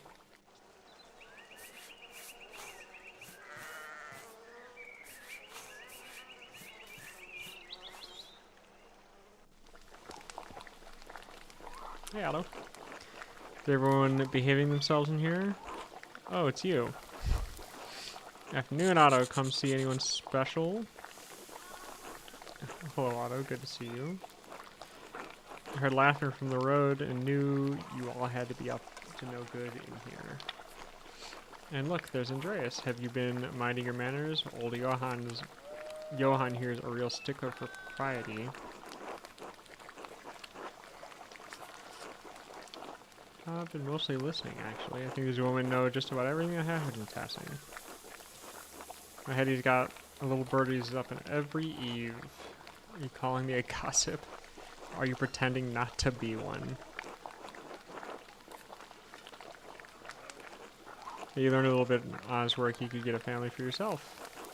We all know you work hard in the fields, Johan. No need to boast. There's hard in other places too. God damn. You've been in a town for a few months, Andreas. Got any burning questions you've been meaning to ask? I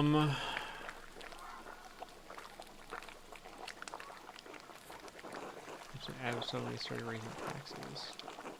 Raising them and changing their terms, yes. My father Matthias was the abbot. He would let us pay a portion of our taxes in crops. Naturally, this shit for brains abbot put an end to that this year. When our crops fail or produce less than we'd like, we still owe the abbey for the use of the land. Oh, serfdom.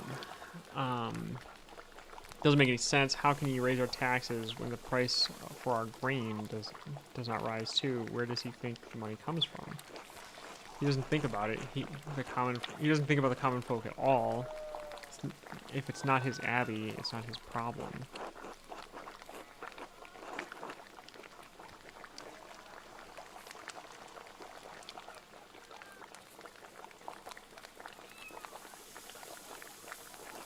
What's his incentive? He's got the farmers over a barrel, and he knows it. Ulrich Alban doesn't overcharge him the way Leonard does. So he charges through the nose and pockets the difference. Leonard is not a kind man and does not negotiate.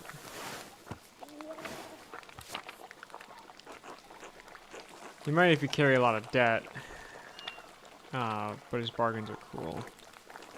We pay him even before the abbot, though I'm not sure why. Good.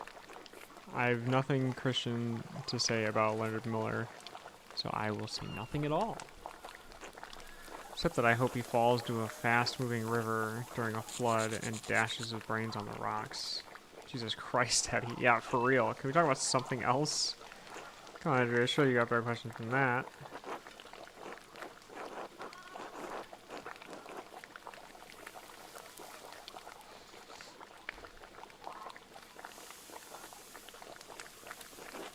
Oh, Sister Emily.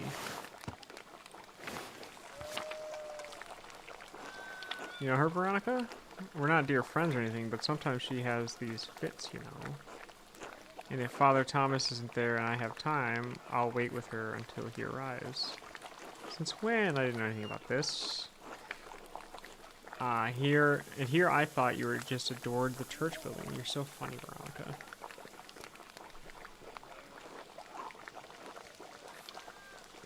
Don't make it sound weird. She's nice, and someone should be there when she's in pain. That's all. Thomas Fisher receives it from God. She has been blessed by the Lord. For my blessings come in the form of golden, which is money. She's been tasking for near a decade, hasn't she? Since I was a girl, certainly. We've grown up with her in a way. The woman in the maze, it's like something from a tale of knights and monsters. Trapped in a box, I don't think there's anything romantic about that. Such a little know-it-all. I didn't realize you were an expert. I don't know about you girls, but I'm sick of this wool. I'm sure we've got other chores to get to.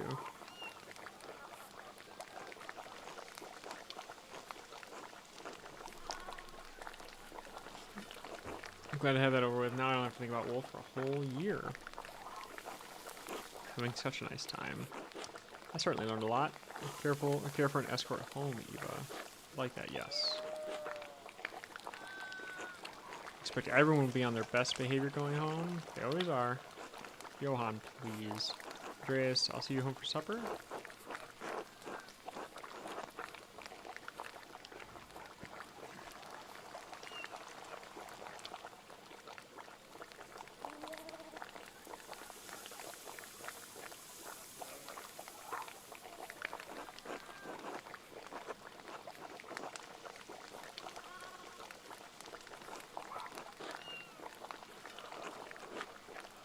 Unless you come on Addy business.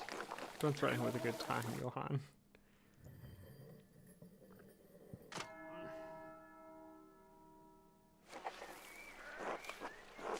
Should find someone to eat with.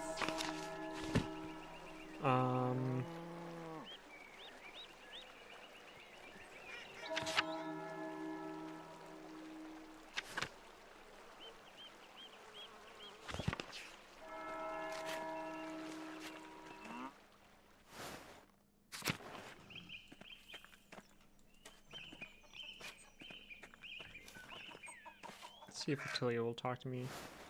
I doubt it, but...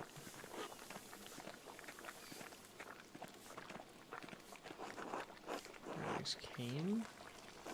Strong and sturdy, and the head is broken off. Breakless reason could Attilia have used this to kill the wrens? So your husband's cane is broken. Do you remember what happened? How should I know? Everything here is broken or falling apart. I broke off at some point. I just don't remember how.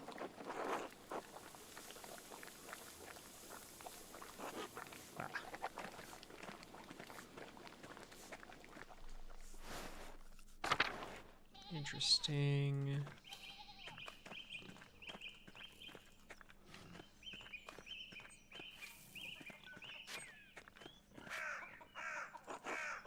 Really kind of trouble, but I've seen Martin recently.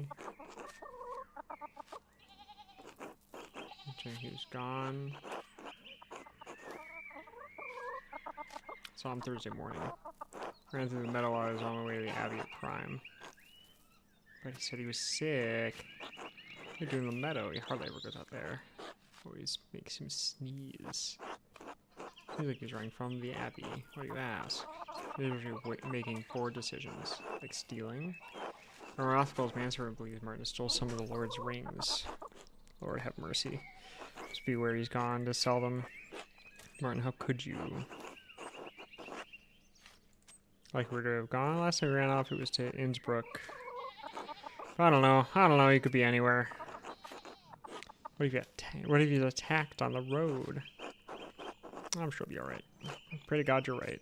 Sorry, this is not your trouble. Thank you for speaking to me. Is there something else?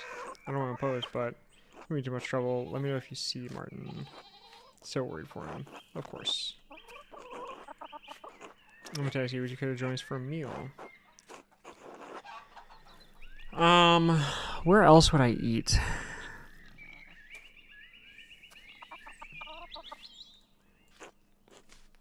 I'm wondering if I can eat up at the Abbey. Like, can I eat at the guest house right now? Because I'd like to talk to the Baron's widow. If I can.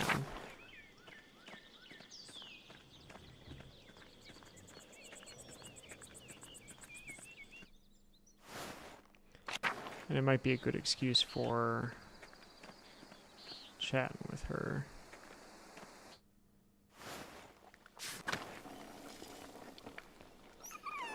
Oh, Master Miller, would you care to share dinner at my table? Perfect. I'd like to talk to you about my late husband. Of course, please lead the way. Thank you. Please sit. Bless us, O Lord. These gifts we received for bounty. Through Christ our Lord. Amen. Amen.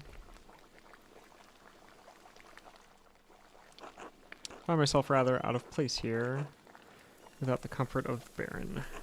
Thank you for agreeing to share a meal with me, Master Mallory. Of course, the honor is mine. I'm surprised you wish to speak with me. Lorenz did not make friends easily. He was a strong-headed man with staunch beliefs he didn't shrink to share. Quail.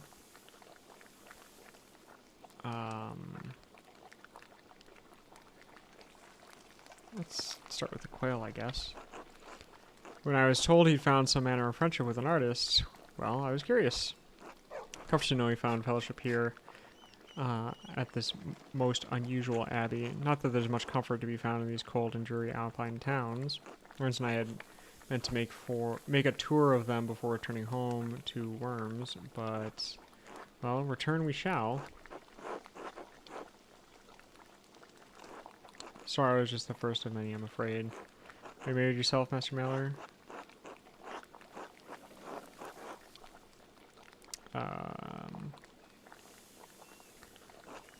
Do you not look forward to the responsibilities of marriage, Mr. Mallor? Perhaps it's not a surprise to you when Lorenz became fast friends. I imagine he saw something of himself in you. I hope I should meet a more peaceful end than he did. His lust for drink and women once afflicted him with great remorse, though such shame faded with time. Lorenz was a flawed man. His various infidelities were no secret to me.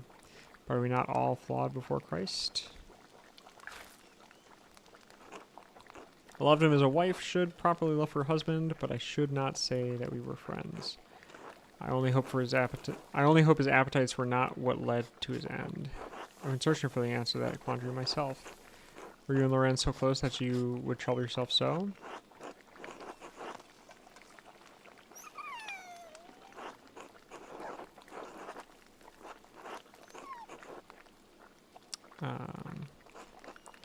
Him who?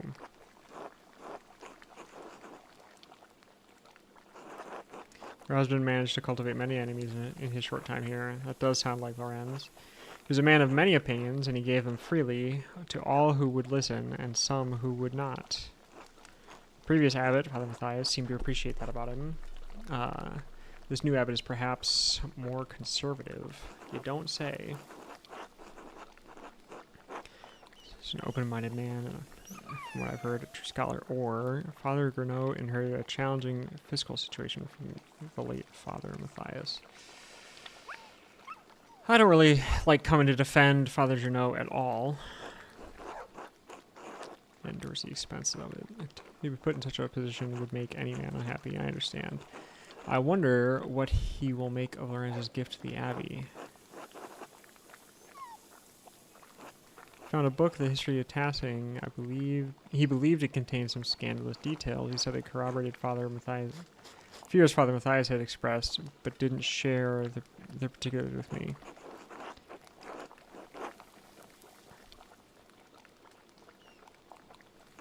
Beyond the broad basket of Tassing's history, I can't say. My understanding is that this community is quite old. So I'm starting to think that, like, the book about the history of Tassing was, like, confirmed that what I was talking about earlier, which is that the what's it called? That the founding story is the same as the Roman soldier founder story and the story about Saint Maritz or something are the same. So I can't be of more help. I have some education, but I lack my husband's thirst for knowledge. If you find the book, hopefully its significance will be apparent. God wills it. Passing along, only for as long as it takes the Archdeacon to investigate my husband's murder. The circumstances of my time here are dire. I'm in no hurry to return. How's that, if I may ask? I see a glimmer now of what Lorenz saw in you. You are a disarming man, Master Mallory, and much too easy to talk to. To be frank, I do not know what will become of me when I return to Worms. My title and residence may be in jeopardy. Lorenz and I have a son, but he's young yet. I don't know many of the legalities, only that my position is at some risk.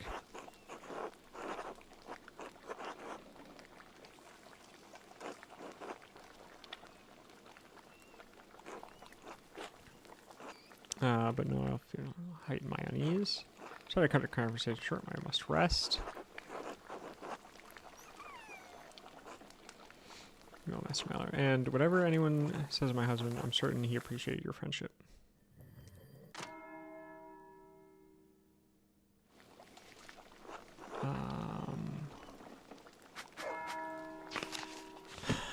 I wasn't quite as, like, enlightening as I would have liked, frankly.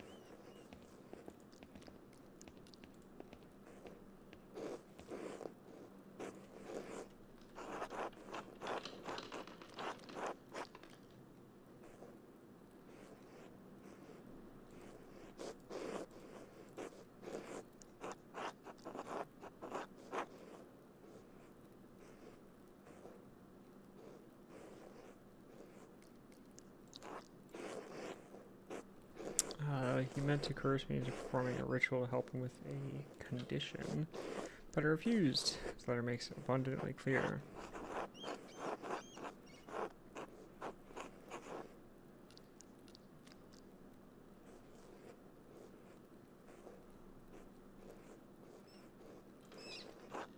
Some would say it's only a matter of time before the temptation became too much. Do not question my devotion to the Lord, Master Mailer. I am the prior of Kisro Scriptorium, one of the few of its kind left in Christendom. Modest though the abbey may be, our library contains works on subjects rarely found beyond its walls, certainly not all in the same place. For men of certain academic interests, it is perhaps the only place we may meet and discuss them.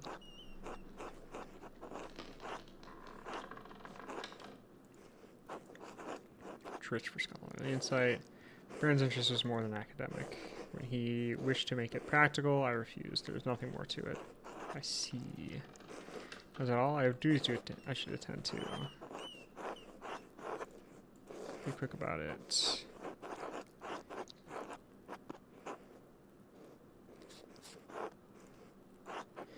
Found others around tasking with the same hand. Seemed to disappear out of nowhere. What were you doing in my home? Just having a look around, seeing the sights. It's my private space. You can't just wander about like it's public square.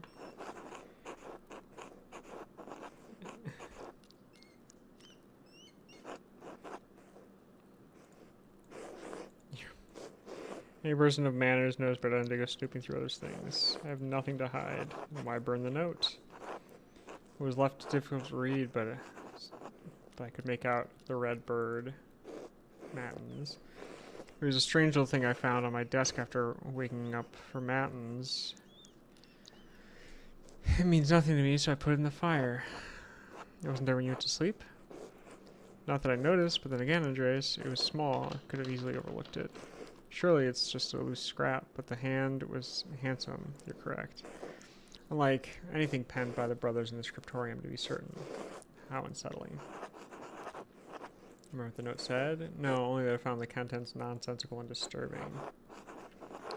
The remaining legible part read, the red bird. You don't know what that could be? Scrap from some bestiary? I couldn't say. My eyes watch the heavens, not the trees. Although we do not see many red birds at this altitude. A common robin, perhaps, or a swallow. African or European swallow. But that doesn't matter. I'm telling you, it was nonsense. One more thing. Who has access to your home? Everyone at this abbey, but what does it matter to you? It was just a scrap of paper.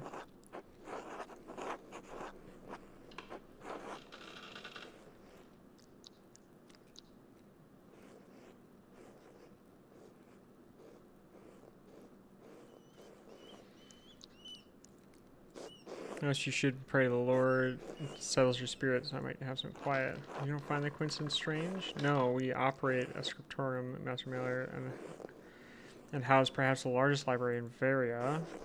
We are awash in parchment scraps. They multiply like silverfish between the pages of our books. Are you satisfied now? I suppose that will have to do. Thank you. Excellent. Are we done here? Fine. Pardon? And why are you sneaking about the scriptorium?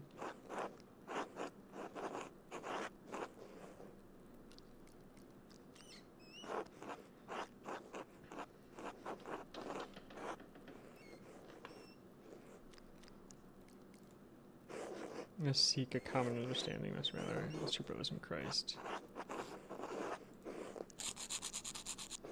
Germany is my domain, and you are a guest here. As long as it's true, I do not answer you, but the abbot only. Is that clear?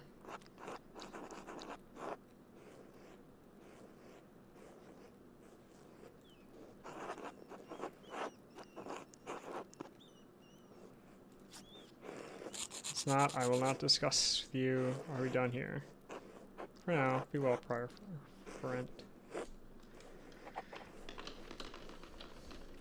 Guy was pissed.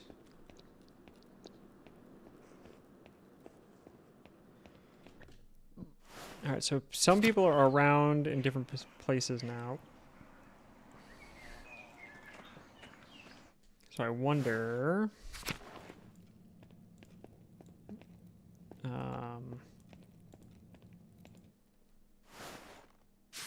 if I'd be able to have, like, conversations with some of the others. I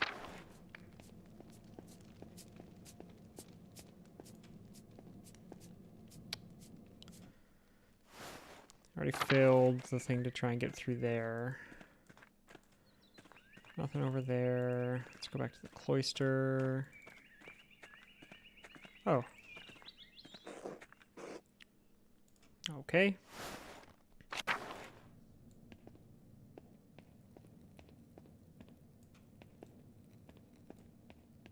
Hmm.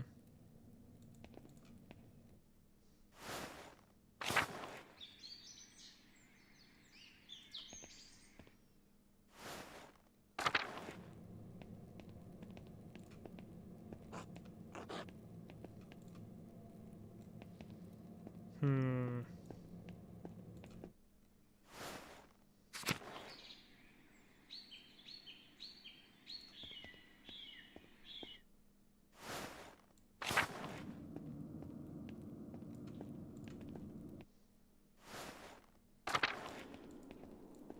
I haven't talked to Matthew yet.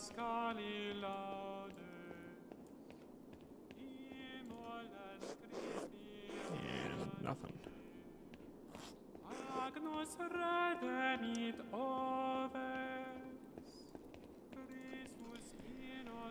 Back to the Upper Abbey, I guess.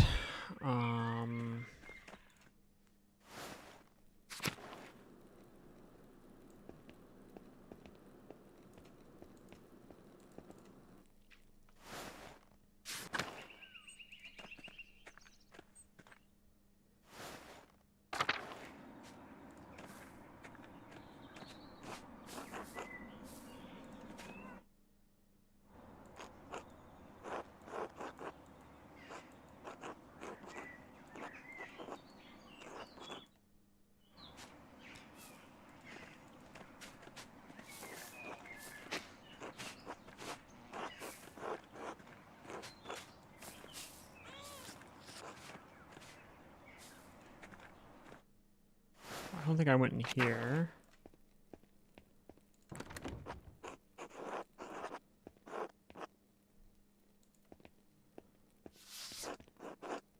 Hildegard von Bingen. Not to be confused with Hildegard von Blingen.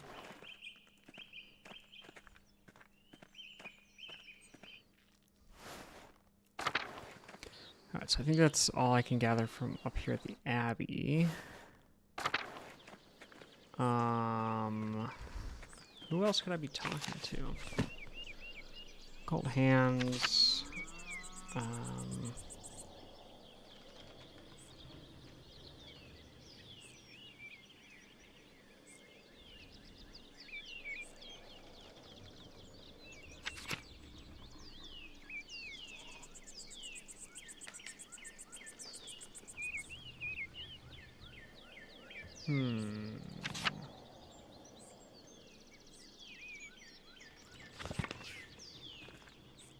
I could follow the stonemason.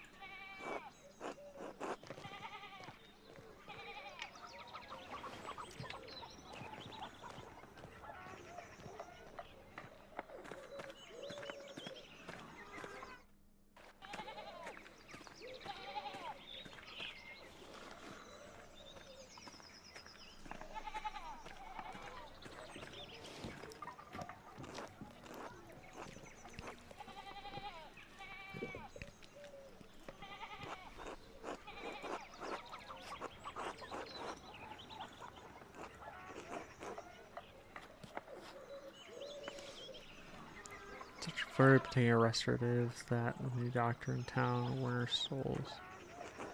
Being a parent is terribly exhausting, you know? Of course you don't, but I'm sure you will someday. Nice man like you. I think Gertner's feeding you enough? You're looking a little thin. Oh, take some of this bread. That should perk you right up. Nothing like bread to fortify the spirit. Delivering to Father Thomas, you know how Father loves his bread. Quite the bread enthusiast, my favorite customer.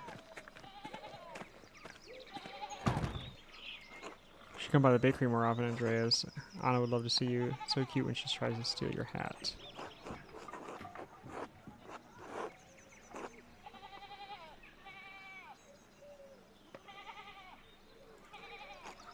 Of course, until later.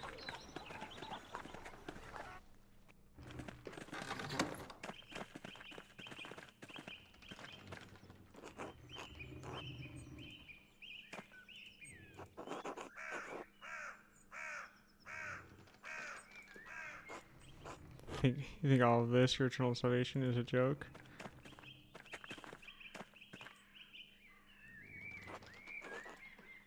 Favorite customer. Oh, great. You know, I can't live without my ride. Kind of please enjoy. Should be off tomorrow.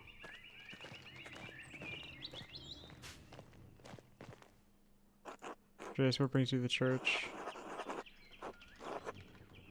How are you still angry? Have you suffered a head injury in the 10 minutes since we last spoke? Are you following me, Andreas?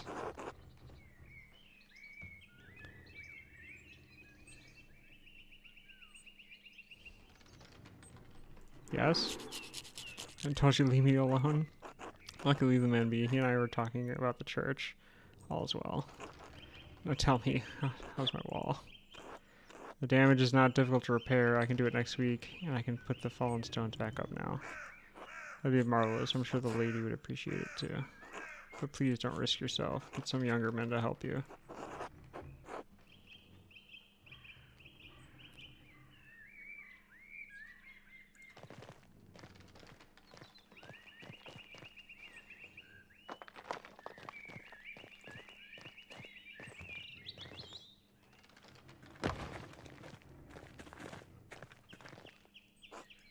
Father Thomas, Andreas.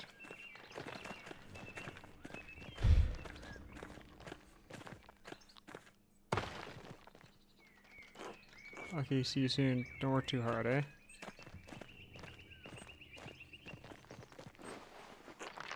In his age, Lucky's quite able. Only Big George can match his strength. Thank you for your labors, Lucky.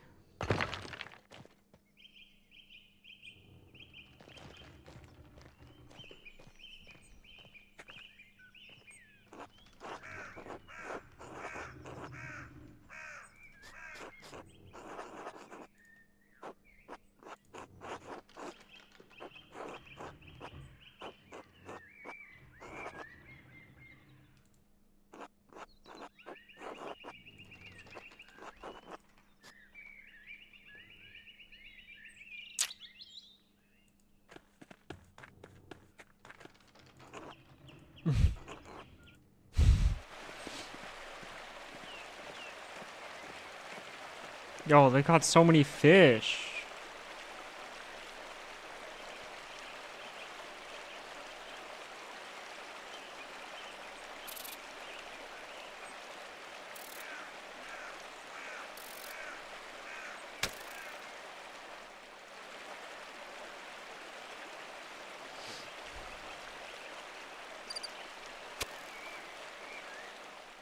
So many bugs.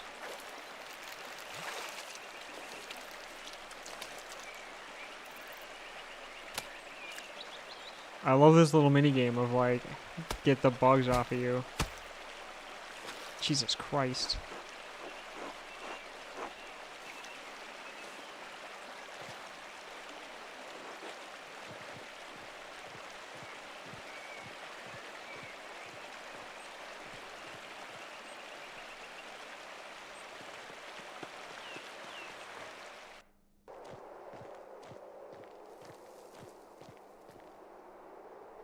Yo, look at this little bird.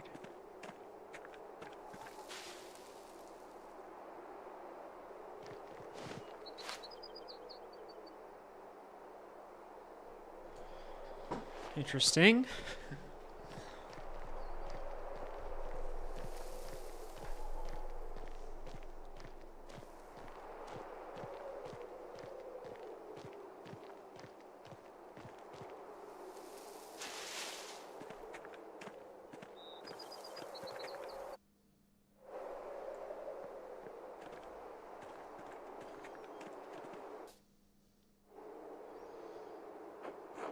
Two innocents. Two people buried here, children perhaps? Lucky children, but why would they be buried outside of the churchyard then? It's almost like someone was trying to hide them. Well, he left a note with the flowers. Remember the girl, one grave for 2 innocents, the redbird flies. And this chapter. Very similar to the other notes I found. Someone was trying to lure Lucky to the chapter house to kill Baron Rothvogel. Remains to see if he did.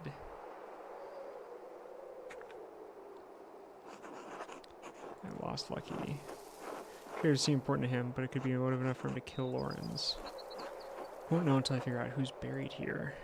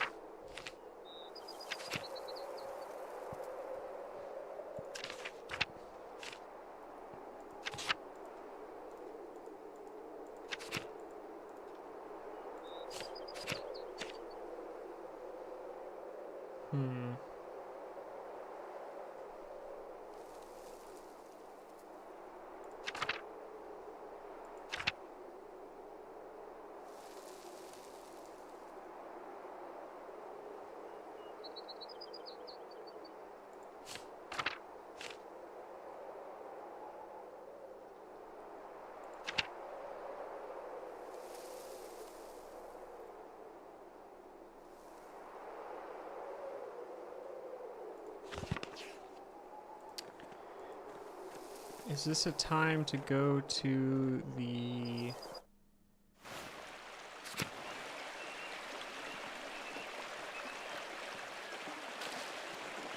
Go down from the stone mountains above the abbey. Full bug, no auto hasn't split it up.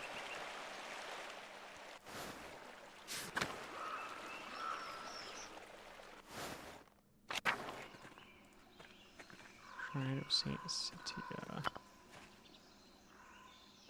Shrine of Saint Citia looks quite old.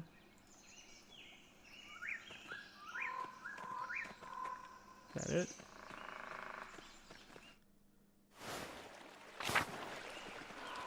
Let's go up to the meadow.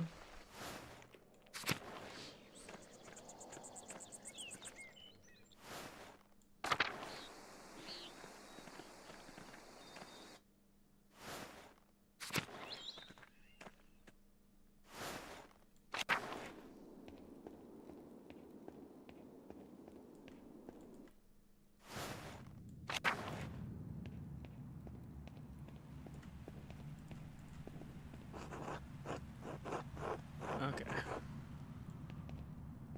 Not ready for that yet.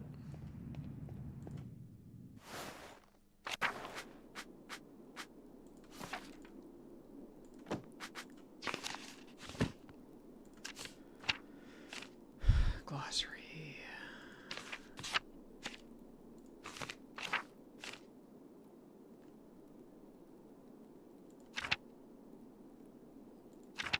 Comp line, the monastic hour, 8 p.m., one of the little hours of prayer. The monks and nuns retire to the dormitory shortly after.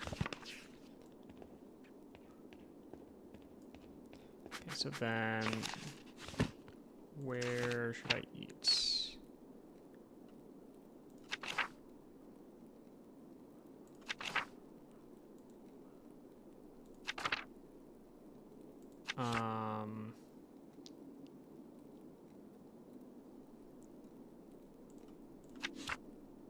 Let's go to the bakery, I guess.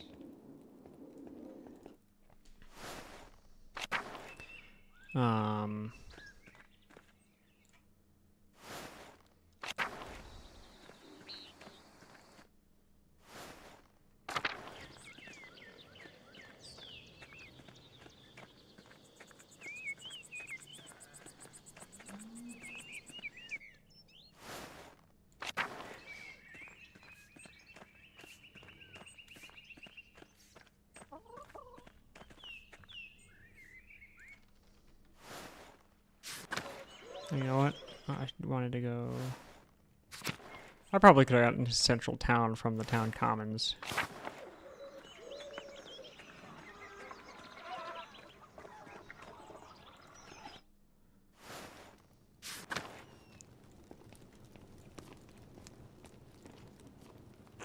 Bless you, Andreas. Do you have supper plans? Gret would like to have you at our table. Very kind. I'll join you. Good. Father Thomas will be joining us as well. Interesting. Bless us, O Lord, and these gifts which we are about to receive from your bounty. Oh, little pretzel. Through Christ our Lord, amen.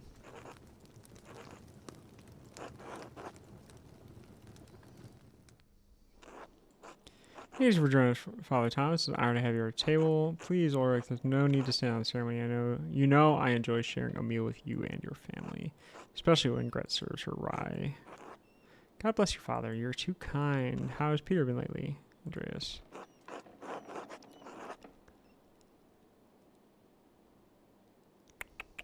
Who's Peter again?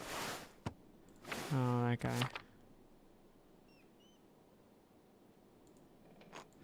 Surprised to hear that between the miller and the abbot's taxes, the peasants are in a hard place. More than a few of the families are having difficulty paying their bills. I can offer them credits, but I worry about the town's future when times are so hard for them.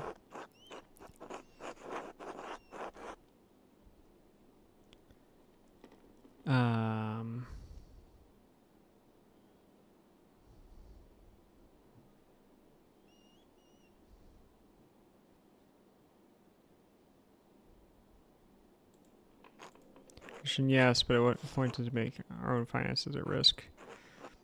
Paul told us that we must value others more than ourselves. Between the abbot's taxes, Leonard's fees, and at the mill, they're struggling.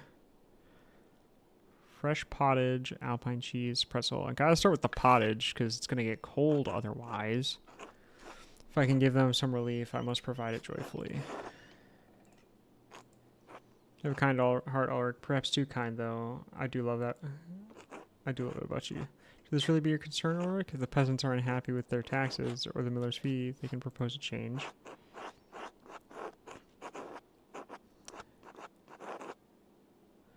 Under Bavarian law, they would have no ground. It would amount to little more than a complaint with no legal weight. Leonhard doesn't seem the type of man to compromise for the sake of others. No, they can't. They have no leverage. That's true. They could try advocating for themselves. Why can they not speak Christian to Christian? Well, in any case, is the miller not entitled to recompense for his labors? Is the abbot not entitled to taxes as the rightful lord of the land? This is the way it has always been, always will be. Then it takes more than is fair. His behavior is not Christ-like. And you will be the one to judge him, Ulrich Albin. Will you judge the abbot as well? We'll go cheese next. There's no matter to tease about. The peasants are suffering. The causes are plain to see. Your concern is admirable, Ulrich, but take care in how you speak about this. Now, I suggest that you speak to him on the peasant's behalf. Don't make accusations, but share your concerns. I have not found him to be an unreasonable man. With all respect, Father, I have been dealing with Leonard Miller and his father for over 20 years. I know the character of the Miller men. Kindness and reason are not in their nature. God's love is within all of us, Ulrich, even Leonard Miller. Andreas, don't you think Ulrich should try reasoning with him? It's worth a try, why not? Not the vigorous support I was hoping for, but it will do, thank you. It's not that easy. I mean, no disrespect, but neither of you can understand what the peasants are going through. Oh, did I mention that Sister Matilda came by today to buy bread for the sisters? Right. Pretzel. She had a dark cloud over her.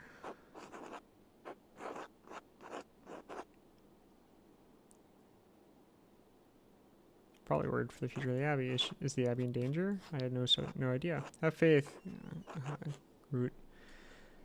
Gret. Yeah, I was gonna say, I'm like, that's not her name. The Abbey will endure as it always has. Sister Matilda seems so strong. I didn't think I've seen her like this before.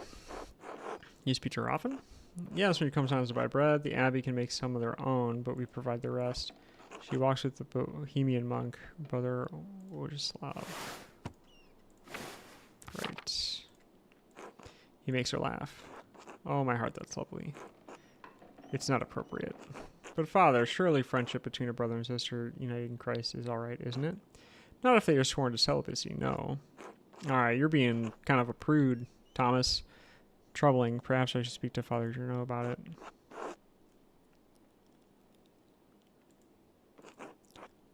Well, that was an excellent meal, Gret. Thank you so much for inviting me to your home. Of course, Father, always honored to have you. As you say, I suppose, well, I should get back to the counter. Bower and ladies will be by for their bread soon. It's our pleasure. Now I go to the library.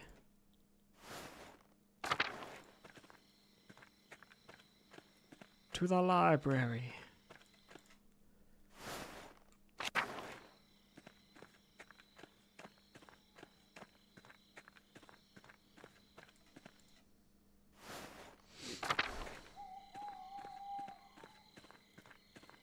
I'm trying to remember what that's from. The like to the library line.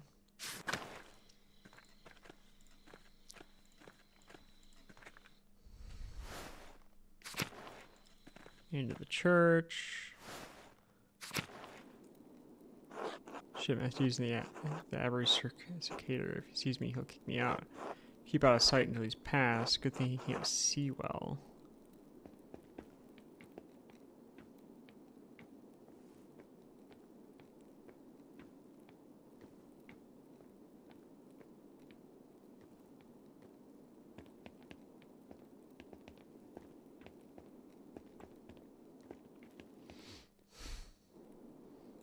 Crypt.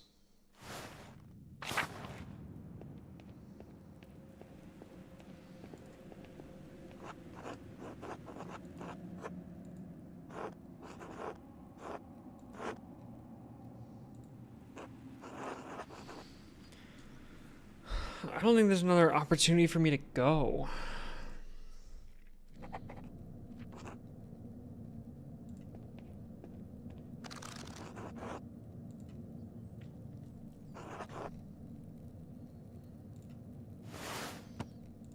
On the herbs of Wales. There's, I don't believe I've heard of him. Never purchased Bruno, not for the properties, but they sound extraordinary. Briefly, this ship book and the experiences, wonderful hidden treasure for the Abbey.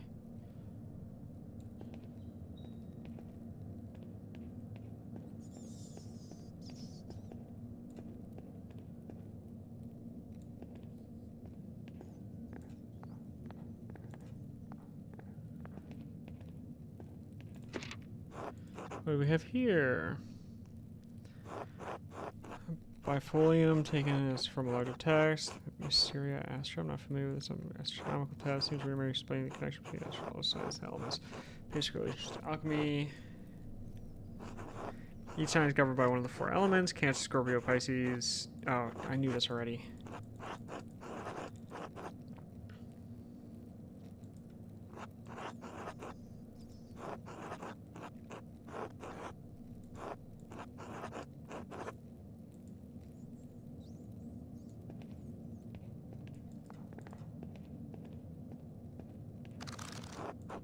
Is most curious. Story to the Labyrinth Librorum.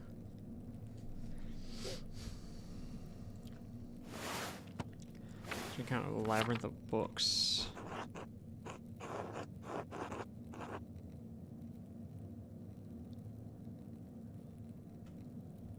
Interesting.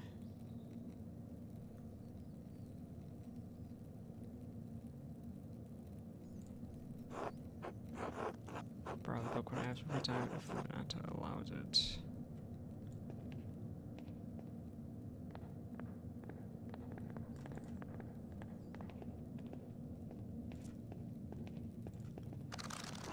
It's promising. The familiars of the sister of Cursor Abbey.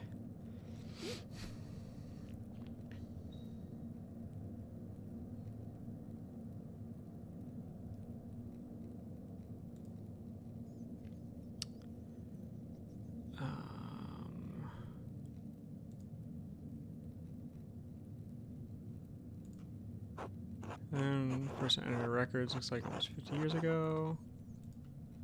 Silverguard from the Golder family in Ravensburg, quite wealthy. Looks like she became prioress after Mother Catherine.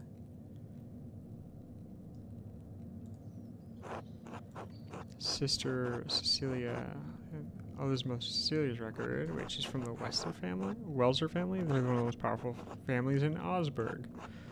Looks like her family donates a lot of money to Kisra every year, more than my family season 10. Sister Gertrude from Hoff, the herbalist, yes. Her father's an apothecary, that explains it. Matilda Oblate is the nun's cellarer. Maintaining food supplies and maintaining the grounds. Yep. Needed pigments to use in the scriptorium. Quite thoughtful. I'll have to thank them if I ever get the chance. She left the monastery for several months. Should go on hermitage. Seems strange, the only entry with such a note. Dates 3 years ago is just before my father Matthias died, which means that around the time Baron Rothfeld, it has to be it. Matilda must be the nun Baron harmed on his last visit. Should talk to him with Cecilia again, and maybe her sister Matilda as well. And Sister Illuminata, named Angeline, from Pervia. Looks like they have some connection to the Kisra through old Abbot Rudolph. Family donates money every year as well. Sophie from Burgitz. Family's poor, but they donated flour. Oblate, Lisbeth. Utrecht. Looks like she had an eventful life before coming here, married with a child. Both died. Her merchant family has some connection to the Kisra Coffins, Tauber. Sister Margaret, oh, the blind girl who assists Gertrude. Failed surgery on her cataracts. Wealthy peasant family donated wool and a pasture in Krimmel. Sister Zdena, this should be good. Unfortunately, Annie, no matter what Cecilia and the abbot, let her behave as she does.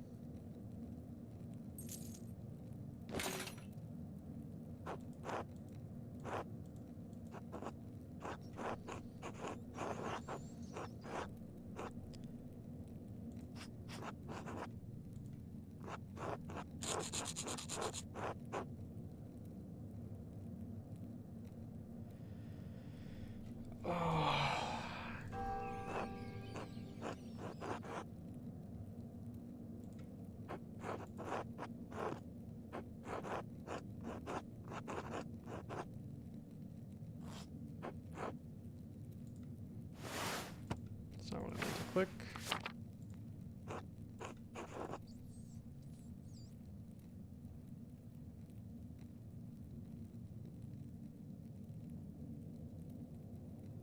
Oh my god.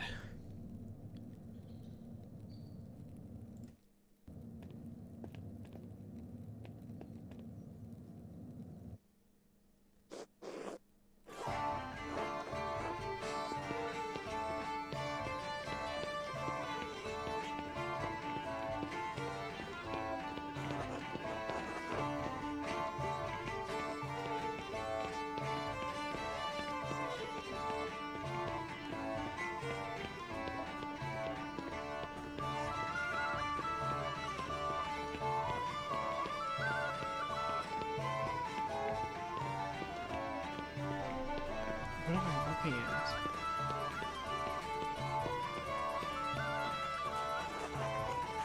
Don't say your own name out loud. Also, where are you running?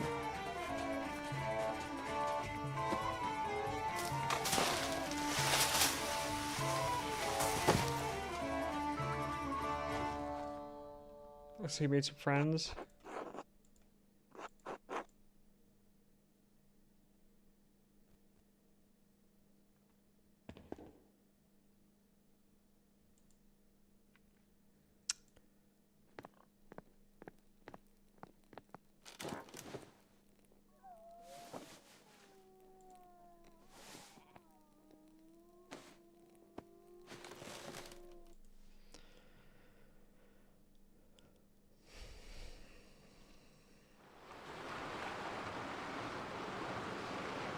We're going to like our dream world or something now.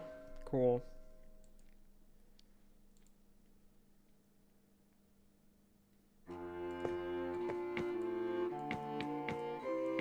Why? Okay, I'll be home soon.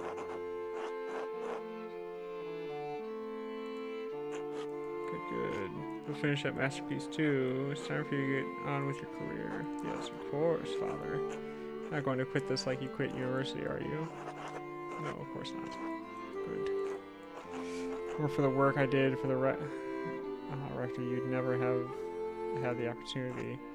Most people never get a second chance after they throw something away like that. I know, Dad.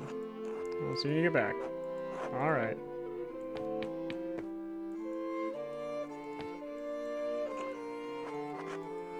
It's you. I just really appreciate you the one my brother Daniel made.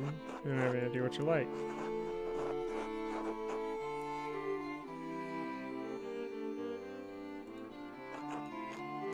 Imagine me telling you in your own mind, hi.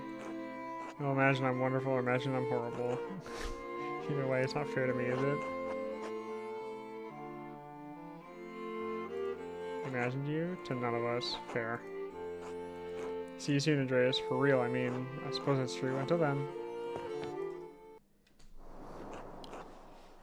Welcome back, Andreas. It's been too long since you graced this court with your presence. Apologies, you may have seen my mind has been preoccupied with the tragedy at Caserow Abbey. What matter of tragedy? Murder of a nobleman.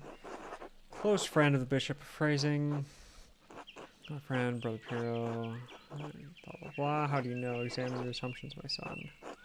In addition to having no motive and violence not being part of his character, he's not physically capable of the act. His limited strength.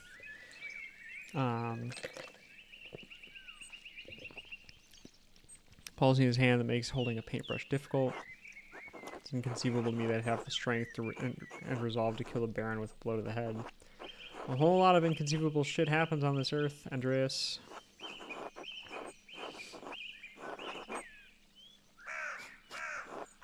What do you intend to do about it? Well, when I'm brought before the Archdeacon, I'll tell him what I know about the other people who had motives to kill the baron. I have to believe he'll see there are much more likely suspects than Piero. Are you taking this task upon yourself? I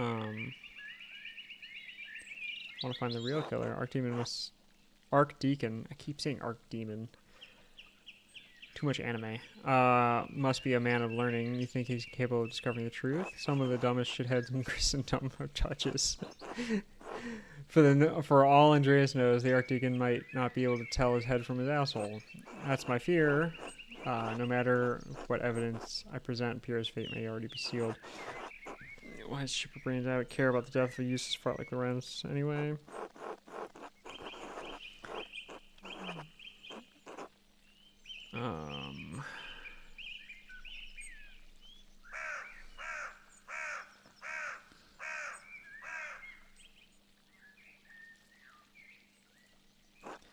Oh, the Abbey, what gives a damn about that?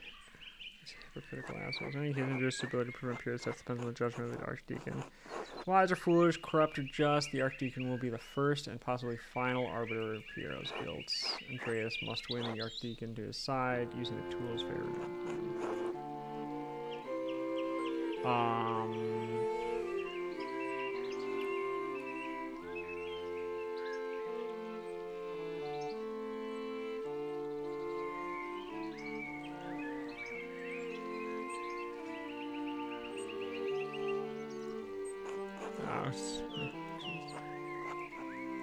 It may be shared, but the audience may not comprehend it. Honesty? all things. Cost honesty can be high. Authority? Despite your talent, you're merely an artist.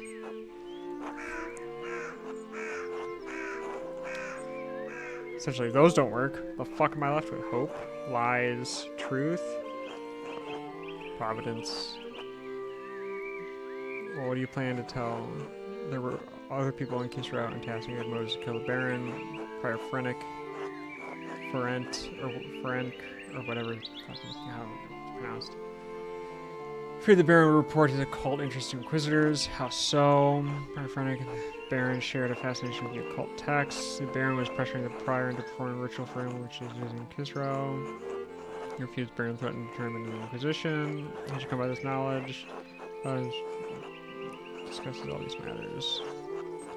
Monk dabbling in the occult. His very soul could be in danger. Forget the soul. He could have been defrocked, excommunicated, even killed, all for a little curiosity. Better say stupid and ignorant, that's what I say. We're all aware. Or we're well aware. True press prior believed his faith independently against the temptations of technology. Even so, simply seeking out, acquiring, and reading those books would open him to suspicion from the Inquisition. He had lost his status, grace. Men killed for less. How might the prior have accomplished the deed? I'm not certain I've found anything that I think he would use as a weapon. It would be a challenge given to the Arctic and the prior committed this murder. Just for respect.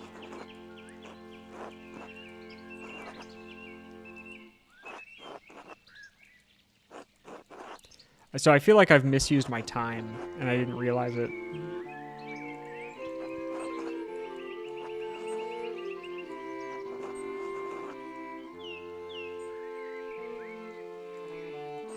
It's a place for a noble lie. This is not one of them.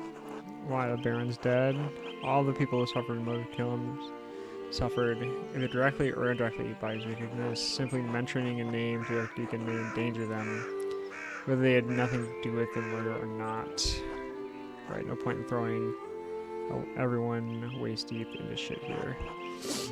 Or for any attempt at deception, but you must ultimately follow your own conscience, I guess. Little time remains before you must stand before the Archdeacon. Use it wisely.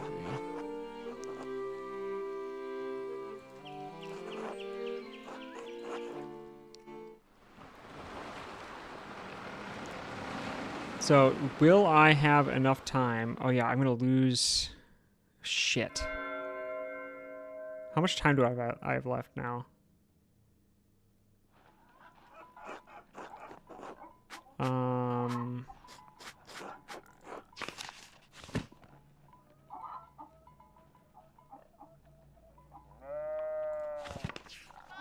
Well, hold on.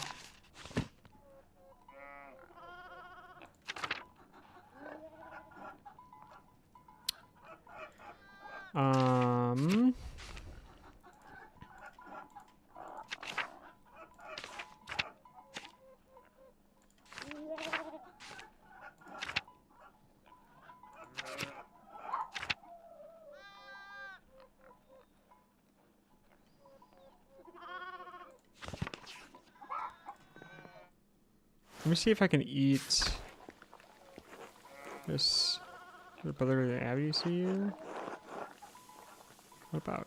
I would say I only speak with you urgently. Seemed quite rattled.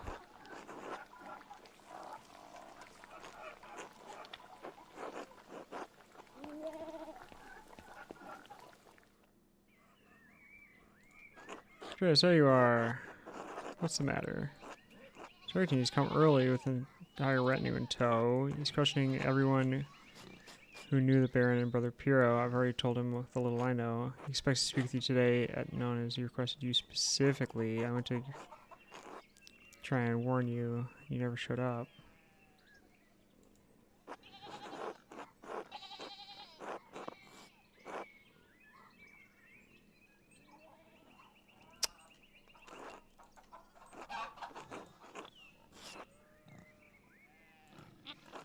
He's questioning everyone in the chapter house. His conditions and you. Some secret you've been poking around the town of the Abbey, sticking your nose in the rot. I hope your prying has bore no fruit appear his neck. has borne fruit, or it appears not going to be the sword.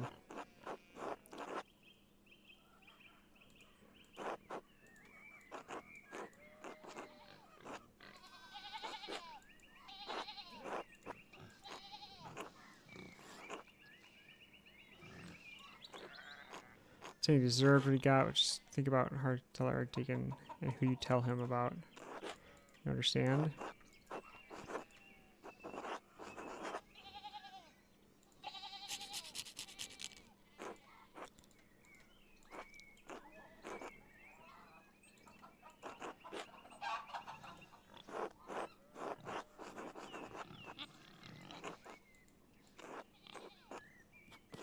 I will pray for Pierre's deliverance tonight.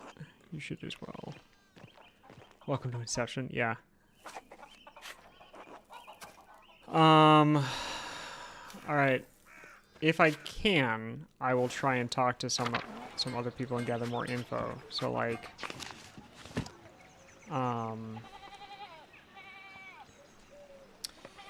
This is tough, because it's like...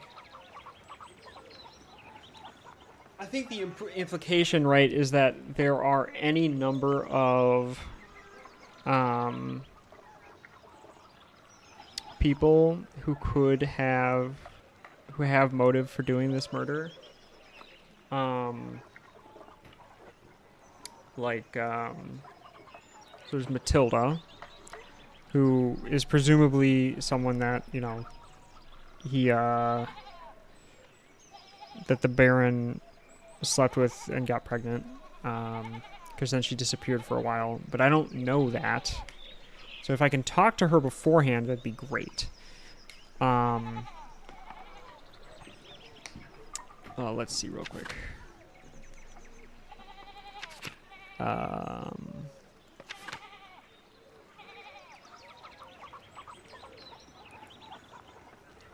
Yeah, so these are both about Matilda. I never figured this out. I never found out how this cane was broken. And I don't know how I would have figured that out.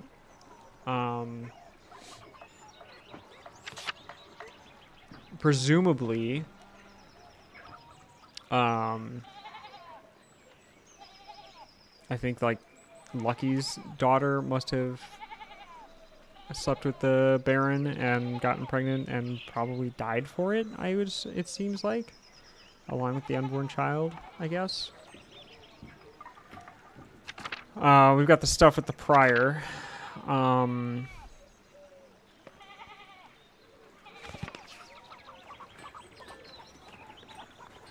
It's kind of a shitty situation because it definitely feels like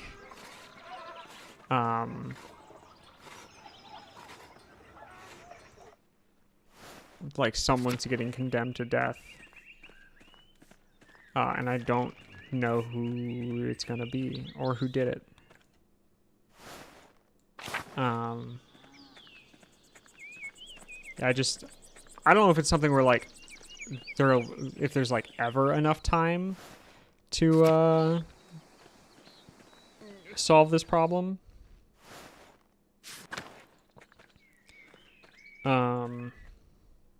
Or to, like, discover all of them.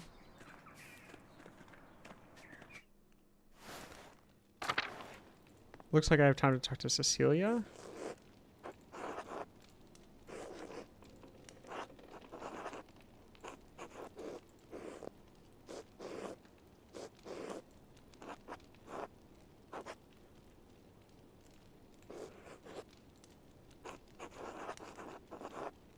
What did happen to Sister Matilda?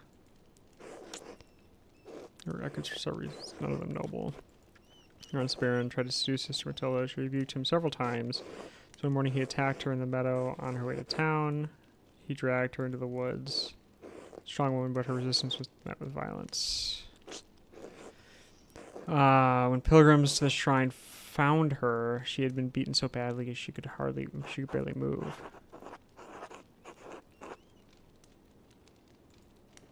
No, I knew he wouldn't. I also knew that bringing the attack to the attention of Father Matthias would put him in an impossible position. The Baron would suffer no consequences, but the abbot would be refused his continued patronage, I concealed the assailant's identity from Father Abbot and had Sister Matilda taken to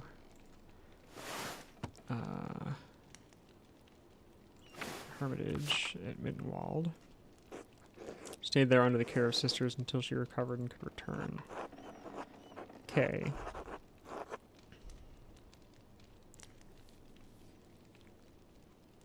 You don't think the abbot would have taken action with the Baron? How did Sister Matilda feel about seeing the Baron again?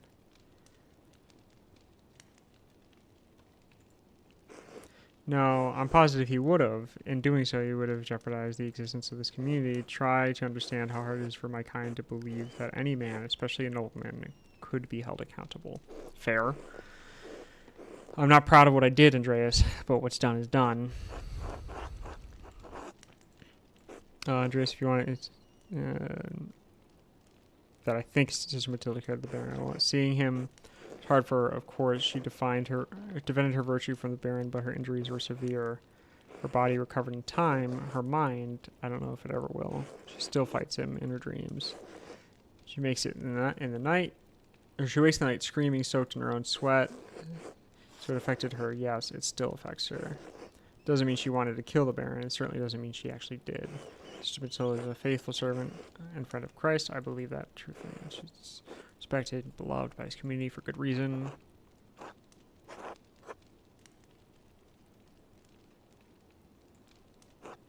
Caution me against bringing this up to the Archdeacon. No, he didn't know. Perhaps it would come to light now. The Baron is perverse. She didn't tell him before.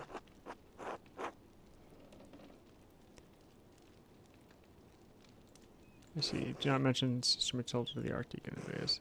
Do not believe she could have done this.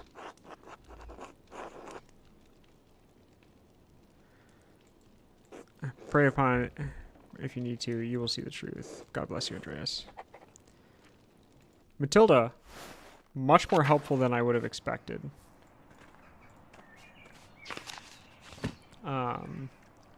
You decided what to do with this information. Oh, there it is. Mother Cecilia acknowledged Sister Matilda's none. Blah, blah, blah, blah, blah. Okay. Speak to Sister Matilda, please.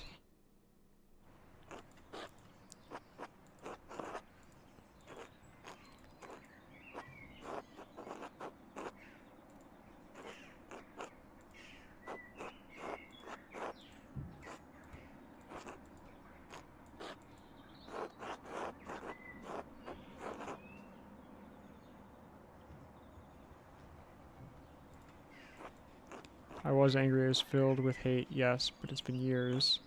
Mrs. Cecilia and Father Thomas helped me move past the anger, find love in this community. Father Thomas? Yes, Father Thomas is our confessor. We can talk to Mother Cecilia about our problems, but only a priest can hear our confessions. Thank you for your time, sister.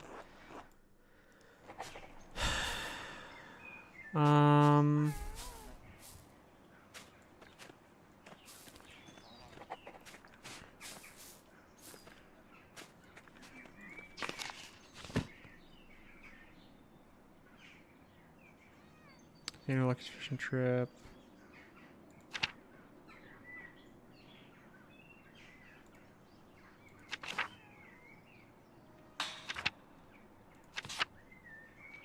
That's right. I wonder if I could have spoken to Agnes. I wonder if I still can speak to Agnes, I guess, is a better question.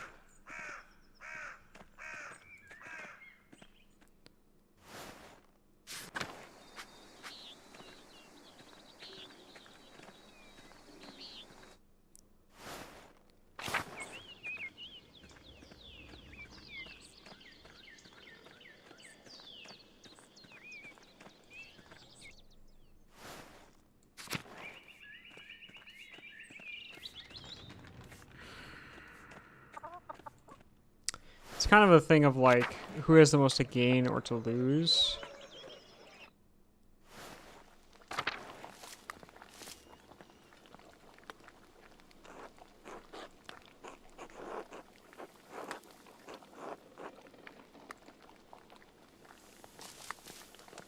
I don't think I have time to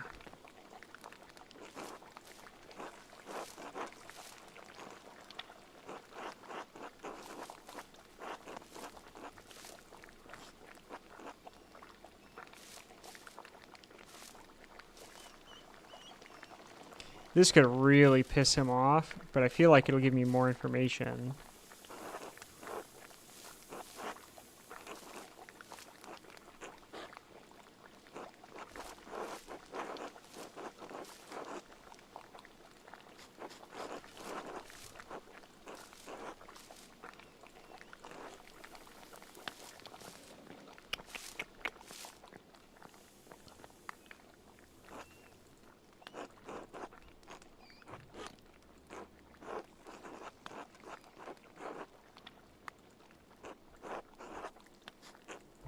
Sound like my husband.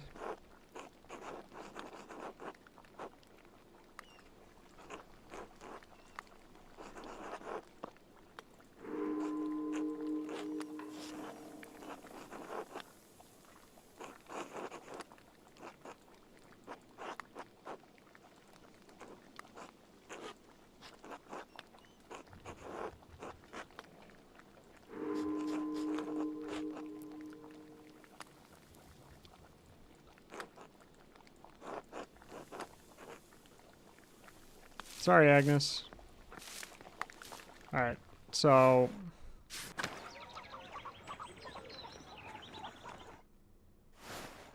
no info there.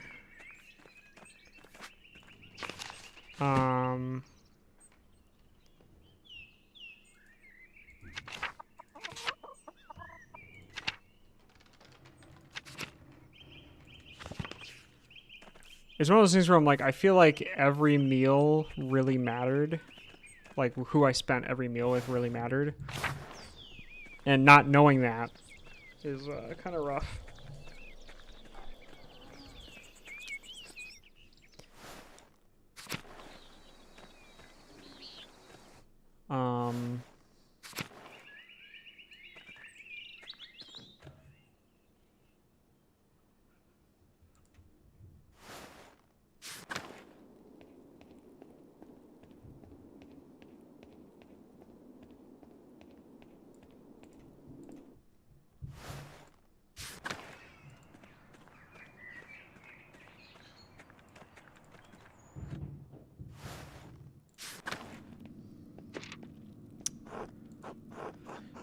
Blah, blah, blah, blah.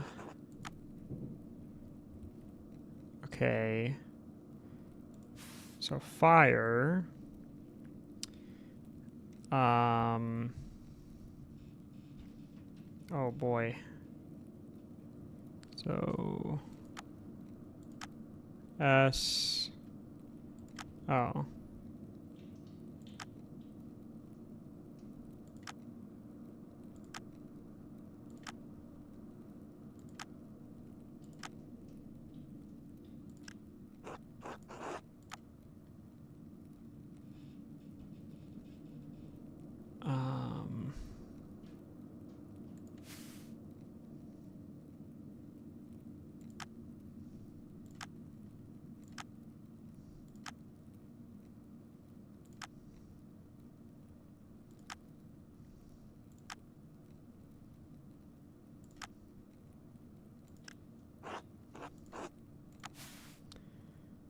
Okay.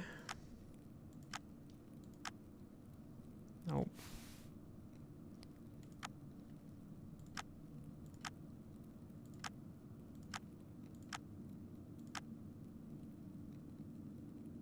Oh, I'm being dumb. Okay, hold on.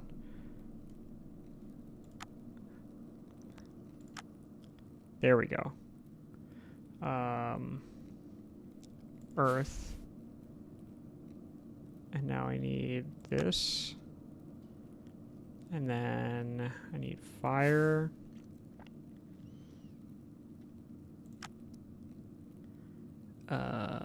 Water.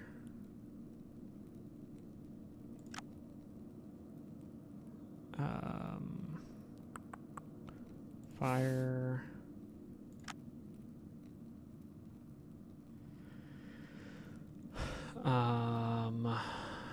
Air.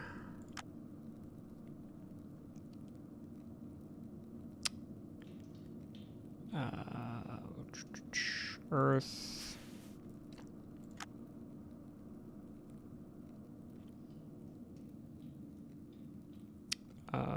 This is earth again. And then this is water.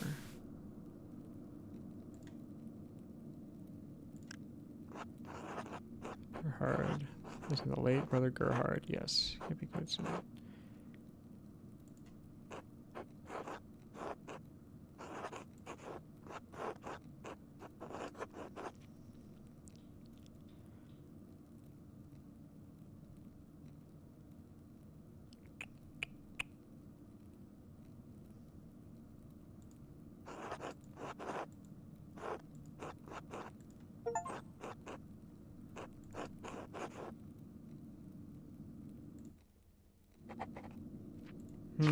It's a whole nother thing that I haven't even looked at.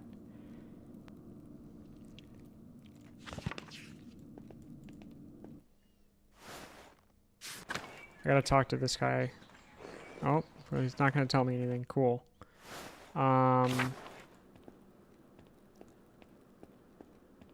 don't know why I feel so nervous about, like, who I'm about to throw into the fucking bus.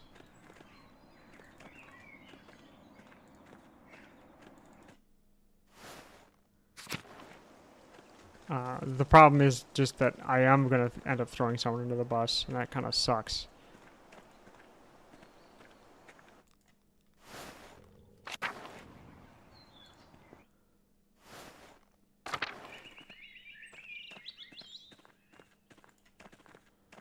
Sure, no. Just you inviting the command to leave Piero and the rest of the monastics in peace.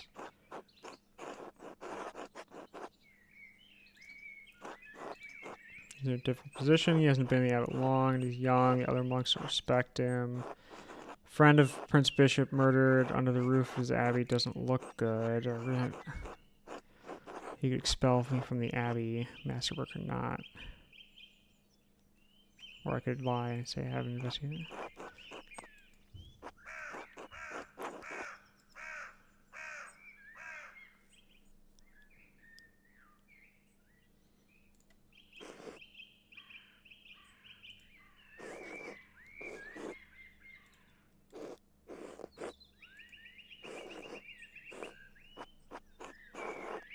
I'm not the Lord. I don't have perfect understanding of all things. Of course that's the case.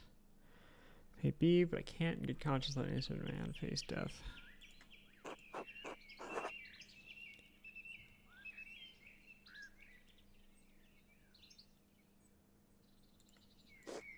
If the abbey's at fault, a nobleman died on its premises. There are few. I sent double monasteries than with works no longer. They're costly to operate, and the church does not approve of them. Baron Rothwell was a friend of the Prince Bishop, and the Prince Bishop was so inclined he could order the abbey closed or community disbanded. Community of which you are not a member and whose precarity you can't understand. I thought you were a clever man, Andreas. Your ignorance disappoints me. I'm ignorant of a lot of things. For example, the identity who really murdered Lorenz. I don't wish to disappoint you, Father, no, but neither do I wish for an innocent man to die based on circumstance alone.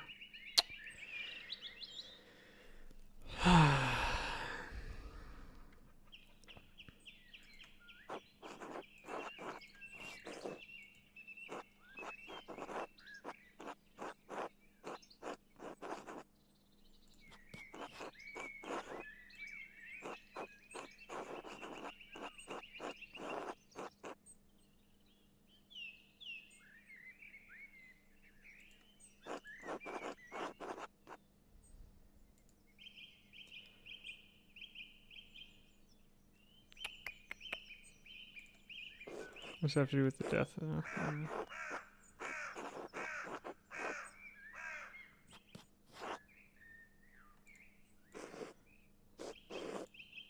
Nothing was used to kill him.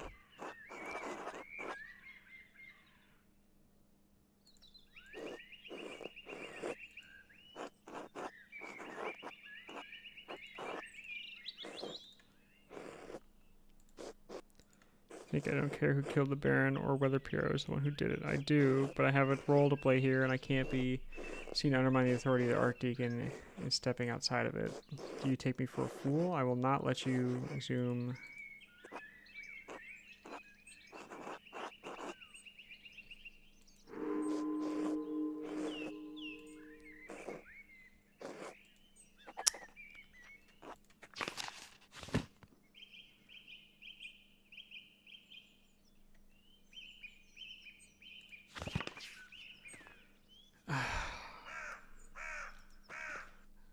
I don't think I have time to do anything else.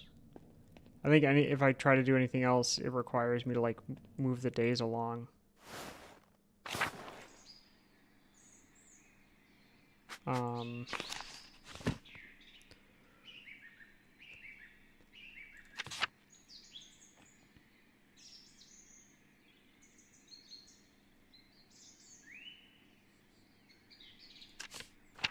When's nons? Oh, we're too far.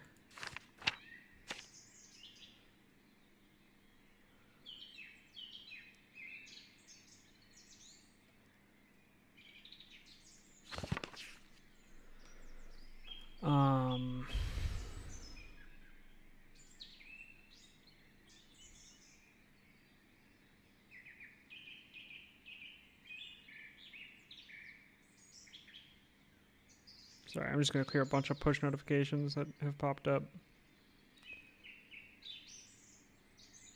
Okay. I might actually leave it here because I'm just about out of time, and after looking at that, I have time to like have a meal with like one person and then do a little more investigating if I can, and then I have to meet the Archdeacon, and I think that's a good place to start the next stream. So I think that's what we're gonna do. I might stream tomorrow. I'm not quite sure yet. I've got work in the morning and in the evening, but I might be able to squeeze in time tomorrow in the middle of the day to stream. So if I feel like I've got the time for that, I'll post about it. But thank you guys for hanging out. I do appreciate it. I hope you're enjoying this weird fucking game.